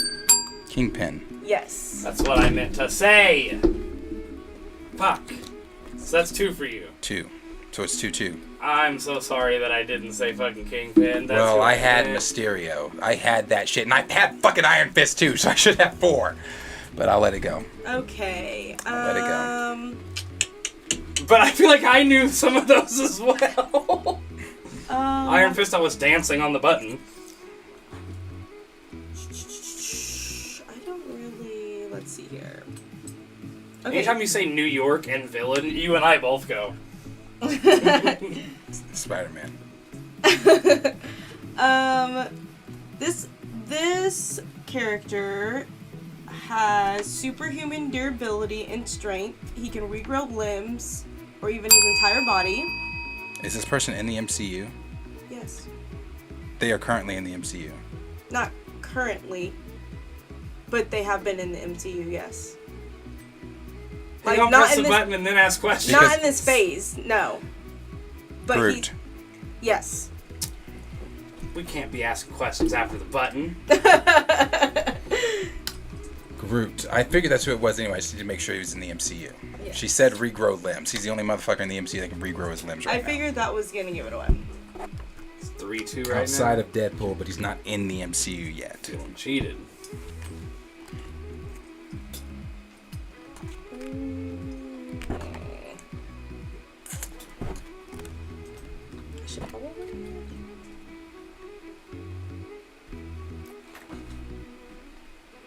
Here you go. Oh no. Like, oh, sorry guys.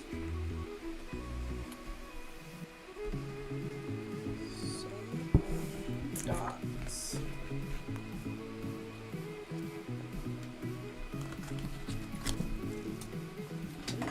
There's just so many to choose from, guys.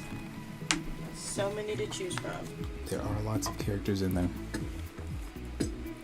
And I'm like trying to make sure we don't do one that we already did. Are you ahead of me now? I am. I have 3. You have 2.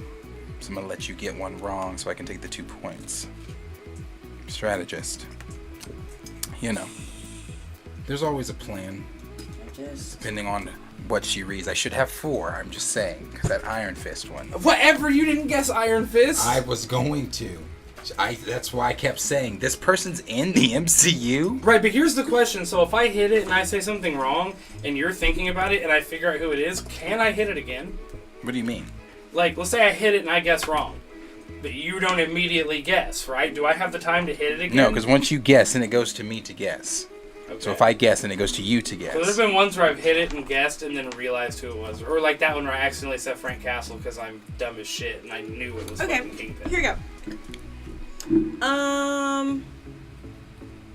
Occupation: Guardian of the Nexus in all realities. Virtually indestructible. Superhuman strength. Changes his chemical makeup so that the touch of his body burns those who feel fear in his presence.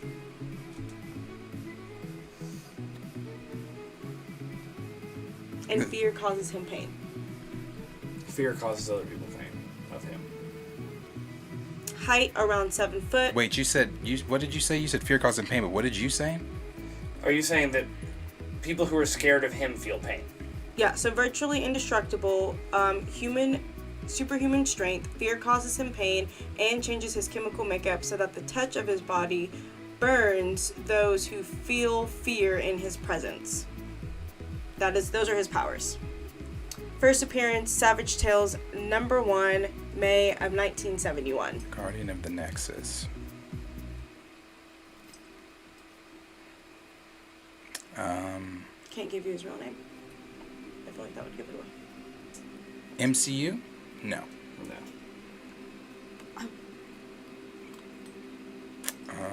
Actually, no, not MCU. No, not MCU. Guardian of the Nexus. Not in the MCU. Nexus has been said. Should I read his little theme? Sure. Yes. Was a research scientist on a project aiming to replicate the super soldier formula that empowered Captain America in the 1940s, but he was betrayed to the sinister criminal think tank known as AIM, who wanted his research. Are you sure he hasn't been in the MCU? I mean, I say yes, but Darius might say no. Wait a minute. Wait. Has his character been shown in the MCU? Yes. Red Skull? No. So this character has been in films in the MCU. Not in films. In shows. Yes. In the MCU. In a show. In a show. Yes. Can I know the show? No, because that would give it away. This character has been in a show and is a Nexus, a protector of the Nexus. Mm-hmm. His skin, he's feared to people. Fearing that his work would fall into the evil hands, he destroyed his notes and injected himself with the only sample of his serum. But while fleeing for his life, he crashed his car in a swampland surrounding his Keep reading. Swamp. No, you can't give him everything and was before I seemingly killed. And that's all I can give you.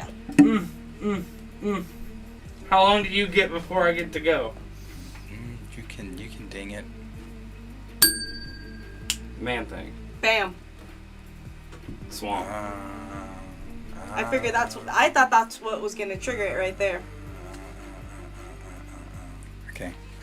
How many points is that? Just one? You couldn't say his name.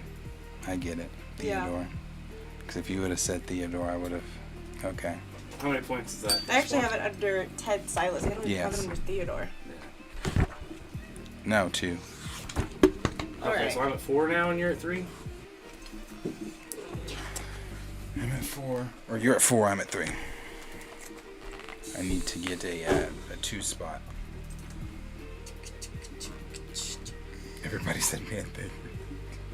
Yo, that was the last one for us to jump on.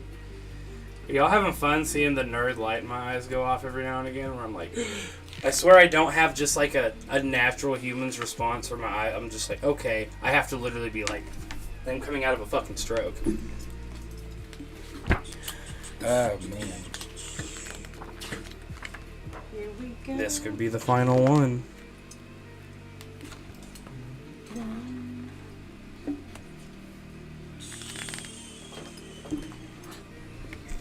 I don't think you understand the unnecessary level of hype that's coming if I win this.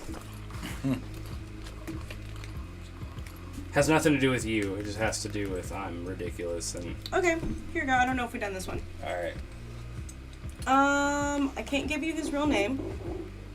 In the MCU or not? And don't do this maybe sometimes, I suppose, depending on what Darius said. Shit. Well, I didn't know how specific he was like getting there, so like. You know So what the I mean? entirety of the MCU has the character been in it. Okay. Yeah. I want to say yes. Wait. I really love doing this to you guys. Yes, he has. Okay. Show or movie? Movie. Okay. Tell him to fuck off and you'll answer your own question.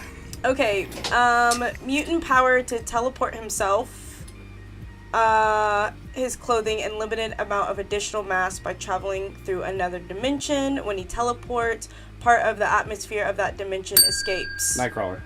Yes. Nightcrawler has not been in the MCU. He hasn't been in the MCU. He hasn't? No. No. Not X-Men. No. But still, boys, you know what that means? Okay, but this is my thing. Is X-Men not a part of the MCU? No. No. Oh my gosh. No, it's not. Here, I thought it was this whole time. You said mutant powers, teleport, and then the gaseous coming from the other ones. Ladies and gentlemen, undefeated in the house. Yeah. There you go. By default. Default. I will be unbelievably hype until I am rightfully dethroned because I do not belong at 3-0. But here I am. Default. Stephen Snyder Wolf, me and you, buddy. I'm winning everybody. Fucking. They're saying the false hints make it more fun. But It does, doesn't it? I love it. Yeah. Darius is like, you're never reading. Hey, Ever Q, I'm fucking 3-0 right now, buddy. Q wants to come in here. Oh.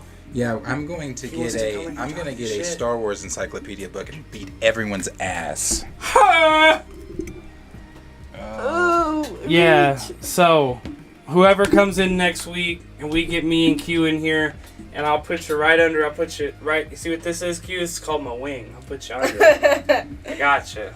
Yeah, I don't accept that defeat. He's like, yeah, I I'm don't not- accept that defeat because I was Bamboozled. hoodwinked, We were equally He was duped. led astray. We were equally bamboozled. I'm I'm really made just sure here to add extra spice, that guys. my questions were calculated and made sure that they were, that's why I started everyone with MCU, yes or no. But that's okay. I don't accept the L. You don't accept that? No. Okay. Hey, you cannot accept the L, but I accept the dub. I don't accept the L. I don't accept. And you know who else is gonna accept the dub? Stephen Snyder. Oh, yeah? Can't even Words say are your hard. name right, Snyder. Stephen Can't even say your name right, and think that it Snyder should be- Steppenwolf. that's who you have representing you. That's Can't who you even just say had your win name. you a prize, bud. Yeah, that's by default, Snyder. By I default. still got you. I'm just dumb. I'm just dumb as shit. Let's be I'm- frank. No, but as always, that one's fun. Gray wants us to play another one. Bro, I gotta pee so bad. Go pee. Let Trey pee, and then we'll play one more. You wanna take a little break? Only if I can read them, though. No, oh gosh. Let me know. I want to read them this time. Y'all compete. I Corey, haven't got to read any yet. Corey wants to read them again. And look, 69mega.com is back. I Yeah. can't get this bitch out the... Oh, wait a minute. I think this is... There we go. There we go. Wait a minute. Okay, well, I thought I was doing something. Wait, there we go. Boom. Boom. Boom. 69mega.com is gone. Bye. I want See to play ya. Trey again. But you know what? I'm about to up this. Let me see.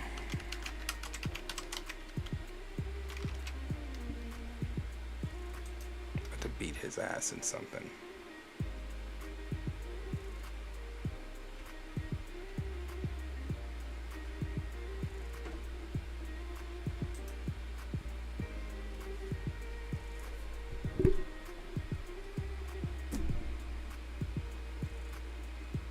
Why can't you look at the book on here? You can't look at the book on here.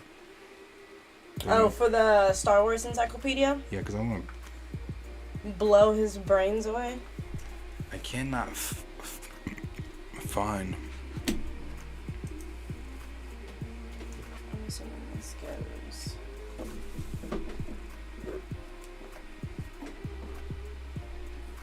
Yeah, it really was. Let's see what this comment is saying. Yeah, what are people in the chat saying? I'm trying to find a...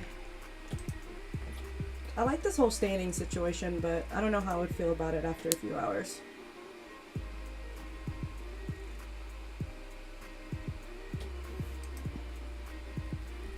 I know, I just love throwing you guys for a loop. False hints make it more fun. It does make it more fun.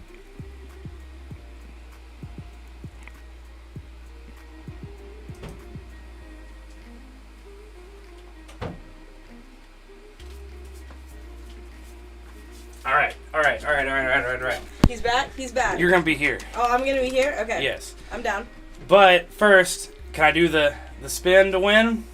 The spin Yeah. to win. All right. The first person being represented here by who wants it? That's good. Let's go you. Oh, me? I guess All it's right. me. The first person represented by Corey here is Oscar, Oh, Oscar. Oh, no. and then being represented by I was Darius gonna here, represent Deshaun, the Oscar. man himself. It can't be him. I got to do it again. Hang on. It can't be Stephen Wolf because I already won for him today. Motherfucker. Hang on. It's Sir Yuri G. Okay. You got Sir Yuri G. All right. Are we ready? I think I'm as ready as I'm ever gonna be. Pookie Wood said we made it when the mouse is sending bots in due to recast talks.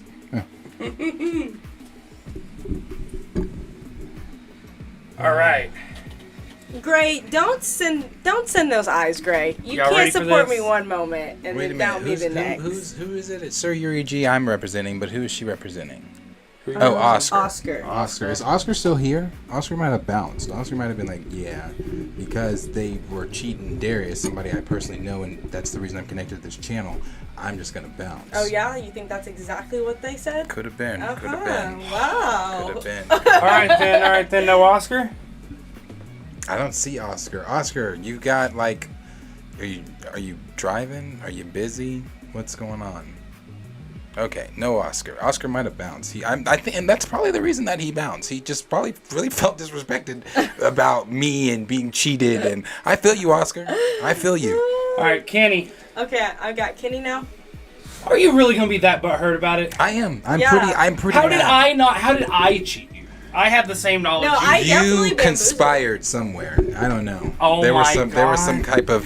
He said the election was. He said the election was rigged. Yeah, Yes, it- basically he said the audacity, really. I don't understand how I. Okay. All yeah. right. Don't. You ready? Yeah. That's okay. You ready? That's fine. I mean, That's for fine. me to lose, That's yeah, let's do fine. it.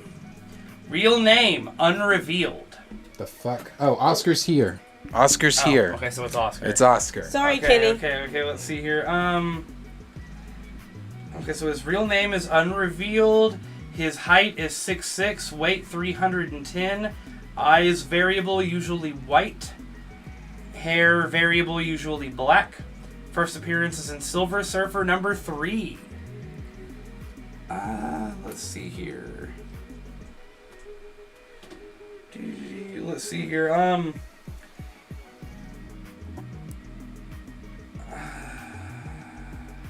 This character's ultimate end goal is to rule the world. Has contended with Thor, Doctor Strange, Daredevil. This person is a villain, and the Fantastic Four. Person's a villain. I can't say that one. I can't say that one either. Tell me what they look like again. Height 6'6", weight 310, eyes variable but usually white, and hair variable but usually black. Real name is unrevealed. Let's see here. At one point tried to lay claim to Las Vegas.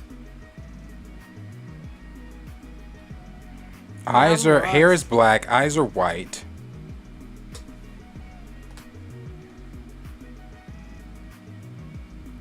And you said it's a He villain? is very powerful and very patient. He is a manipulator. Is this character not in this character's not in the MCU? Not yet. Have they been rumored to be? Yes. In what capacity? A character within the MCU. That does not help me, sir. They've been rumored to be cast within the MCU. Recently? Yes. Also deals with Ghost Rider. Let's see here. Again, tried to take over Las Vegas. Yeah, no. Rumored to be in the MCU within the The Scarlet Witch once unwittingly used fragments of his soul to give life to her twin sons. I thought so. Magneto.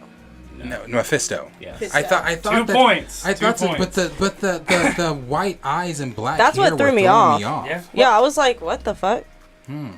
That was throwing me off. Yeah. I thought that's who you meant, though. Let's see here. Okay. I cannot say his name. Of course. Occupation, I can say half of it. Spy Master.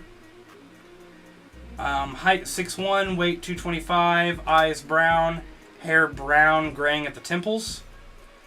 Let's see here.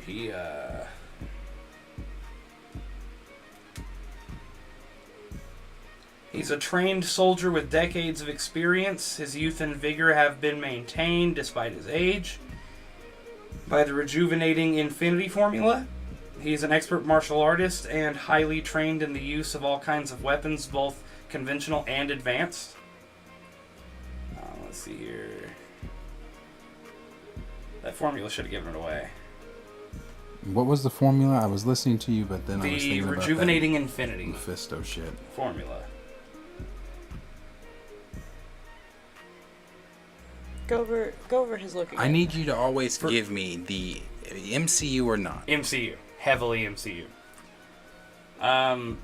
He was blackmailed for decades by Professor Sternberg. Proficient in weaponry, martial arts, Spy Master. spy master, in the MCU heavily. Bucky Barnes? Nope. Winter Soldier? No. Nope. Sometimes called... At one point, it's called the Unseen. This person's not a part of the Avengers. They are a part of the Avengers. Not a member of the Avengers. But they've helped the Avengers within the MCU. As the Unseen, this person can see the past, possible futures, and alternate timelines.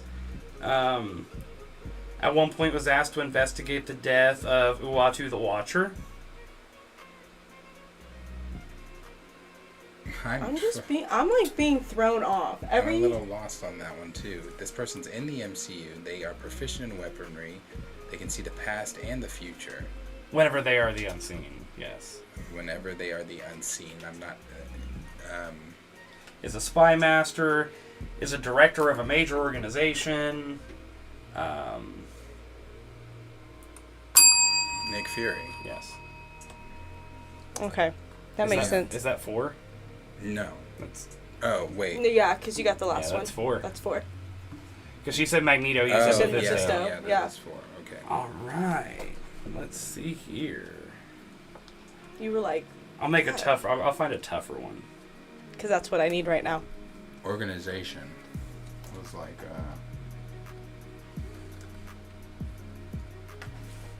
Let's go with Typhoid Mary. No.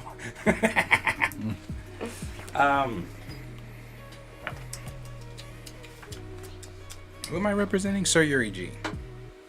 Was he mad that I didn't get that right off? Mm-hmm. Biggest giveaway right there. So this is not MCU. Not MCU Not character. MTU, okay. Thank you. Yeah. Or is it? We don't know. I don't know if I should give the real life name or not. I might. Occupation The fuck do you mean you might? Is it gonna give it away or not? Depends. Occupation is adventurer. Height is 5'3", weight 195. Eyes brown, hair black. Let's see here. Fuck it. His name is James Howlett. It's his real name. Has a sibling who is relevant in certain parts of the story. Is the relative... Spend much of their youth wandering the world. First appearance was Hulk number 180 on October 1974. Describe the person one more time. Height 5'3", weight 195 pounds, eyes brown, hair black. Real name James Howlett. Let's see here.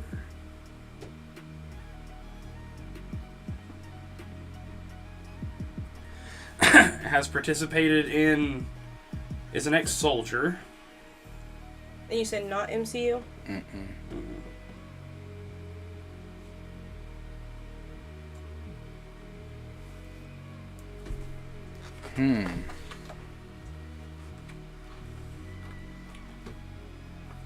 I don't know. Yeah, I don't know either. What were the abilities again? Hold on. I feel like he's gonna say it. We're gonna be like, that was. Yeah, I can't say the abilities without giving away exactly who this character is. Yeah, see, I don't know See, based that does not help me or Oscar. Is a veteran. Was a wanderer for quite some time. It's part of an experiment. Do you guys give up? This is about as much as I can say about this character. Very widely popular character. Very widely popular. Widely popular I feel like character. the height gives it away more than anything. What's the height? 5'3". His name is James Howlett. Yes, that's his real name. I don't know. I just imagine everyone being bigger than me. So. 5 what? 5'3".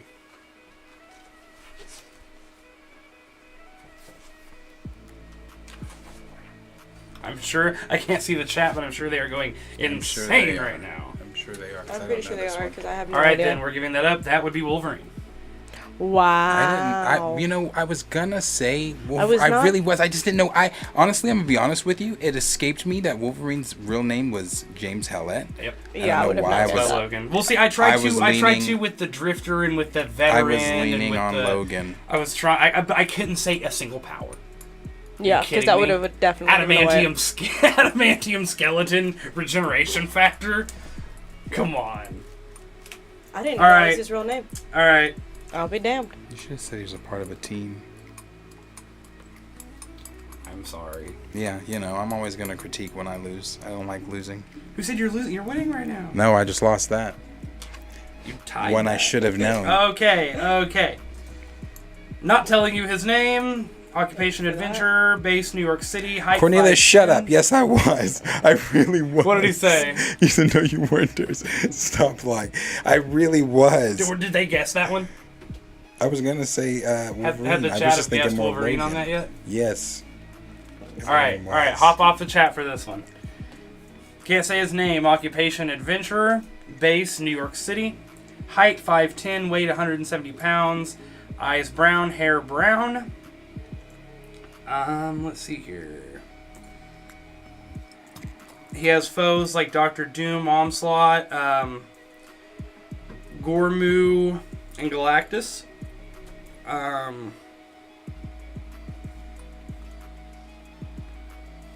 He got his power due to exposure to cosmic radiation. Mr. Fantastic. Not Reed Richards? You're very close. Damn, because I was You're gonna. very close. It's someone on that team. No. They can travel between dimensions using the multisect, a device that Reed Richards had left behind for them to use. feel like this is wrong. Doctor Strange? No. No? Let's see here. He can create multiple blank images of himself.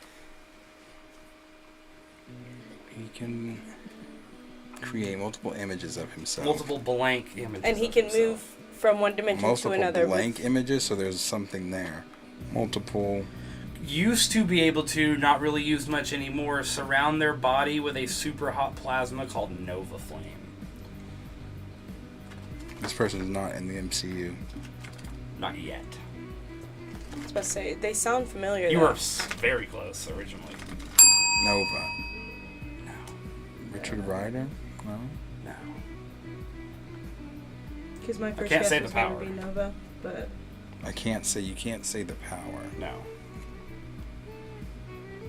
okay, read it again then. Adventurer, New York City, height 5'10", weight 170 pounds, hair brown, eyes brown. Some foes are Doctor Doom, Onslaught, Gormu, and Galactus.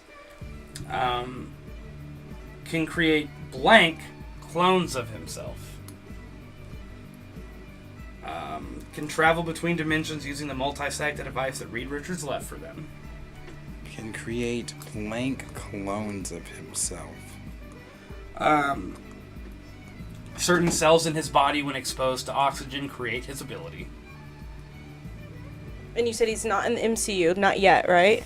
No. Coming, but no. Can create. You were so close, man. Can create blank clones of himself. Y'all in the chat, come on. It's coming to the MCU. Not in the MCU. That's what I'm like. Who is coming to the... Can create clones of himself. I'm running down a list of people that can clone themselves. No, you're missing the create blank clones. Clones using their... Ability? Yes. But their ability is not to create clones. Again, when exposed to oxygen, that's when their power really comes out. Through the cells. Come on! Not Mr. Fantastic. You said that's close. Yes. Very close. You're getting warmer. I don't know. God. Alright, it is the Human Torch. God! Said within that team. His hair's brown? I thought Johnny's hair was blonde. I thought it was, yeah, I thought his hair was blonde There too. are I thought it was image- blonde hair, blue-eyed. Well, it's funny, it says hair brown, but like most pictures on here do show him with blonde hair. I know. Yeah. I thought Johnny had blonde hair. Okay, let's see here. So again, it is 4-0. 0. All right. Let's get this knocked out, ladies and gentlemen. I don't like that one either. I don't like the ones I don't. Hey, I was fair on that one. No, it was. That one was good. All right, let's do this. So, cannot say real name. I can say his first name is no. Occupation: adventurer, law enforcement officer. His height is 5'6". His weight is 275 pounds. Eyes brown, hair black. Can absorb energy and project it as concussive force and use it to enhance his strength, durability, and healing factor. Expert with samurai sword and firearms. Comes from Future Earth 1191. Cable. No. No. From Future Earth 1191, in which Sentinels conquer North America. So it's someone within the X. He hunted Cable. But it has to be someone within... Is it someone within the X-Men? At one point, he allies with Strife. Yes, he is a mutant. MCU. No. Movie. I can't remember. Outside of the MCU, so then it's not who I think. Has a... should give it away. Has a bionic arm. Is a person of color.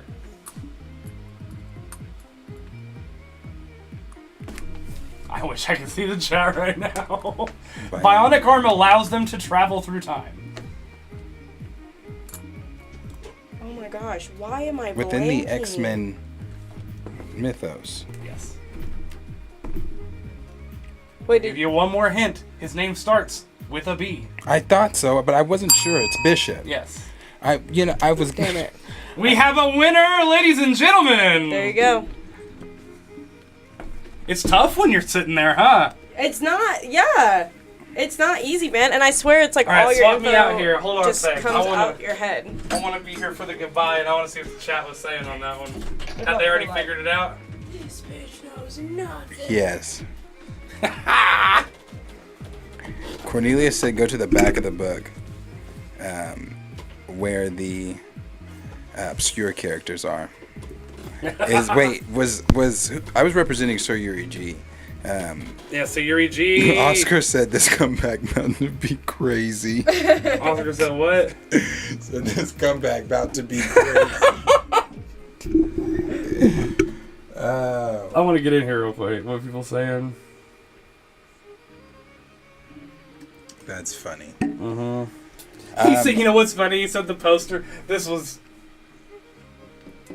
I even looked at this when I was reading off. I was like, fuck, we have a poster that he first showed up in the fucking Hulk universe. Okay, so get with us, Sir Yuri G. You got yourself a Dr. Fate McFarlane action figure. I actually have this one. This one's actually one of the doper Fates that they've made. So this one's not bad. That one's pretty cool. And then who was the first one? Snyder. Oh, well, Snyder said he's playing for fun. Snyder was playing for fun. So, Sir Yuri G, Give us your info. Fate is all yours. All yours. And we have some stuff for the Wakanda Forever stream that we're going to do after the, on Friday evening. We have some stuff to give away for that. That is Black Panther related. Kenny said he never almost wins anything. You know what? Kenny needs to be injected into the next game so Kenny can win. Kenny needs to win. Yeah, just give me Kenny. We're also gonna do. We have some more things coming up too, so it's gonna be it'll be fun too. So Kenny, you have lots of chances to win. We try to do a giveaway like all the time.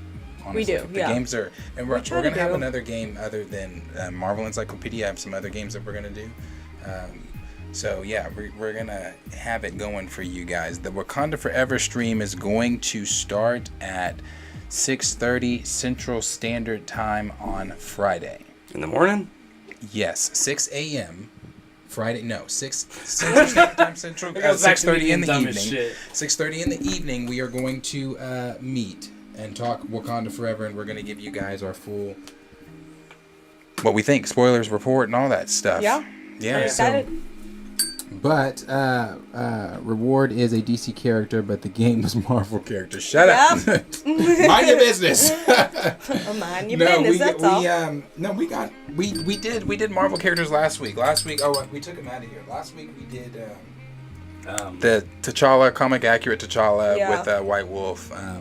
But we're gonna do some more. We're gonna do some more for sure. So we appreciate you guys being here. We appreciate you guys hanging out with us and having fun with us. Like I said, this is always something we look forward to. Yuri G, get with us on that. Also, announcement. Remember that starting this week, Monday through Friday, we are live. I know this is because we're moving away from Sunday streams. Sunday streams are going to be a different type of segment, type of thing where Trey's going to do. But Sunday streams, the main big show will for now on be on Friday, where we'll cover more than just whatever. But on Monday through Friday will be what you guys normally see, what you guys have seen throughout the week. This what we've been trying to do, at least. Like just you've seen us for a on teaser Thursdays, for you guys, Wednesdays, and things. I'm gonna be trying to hit that anime and manga related comment on the weekends. So Yes. if that's up your alley, join me. Yes, so he'll be here on Sundays With for that. co-hosts.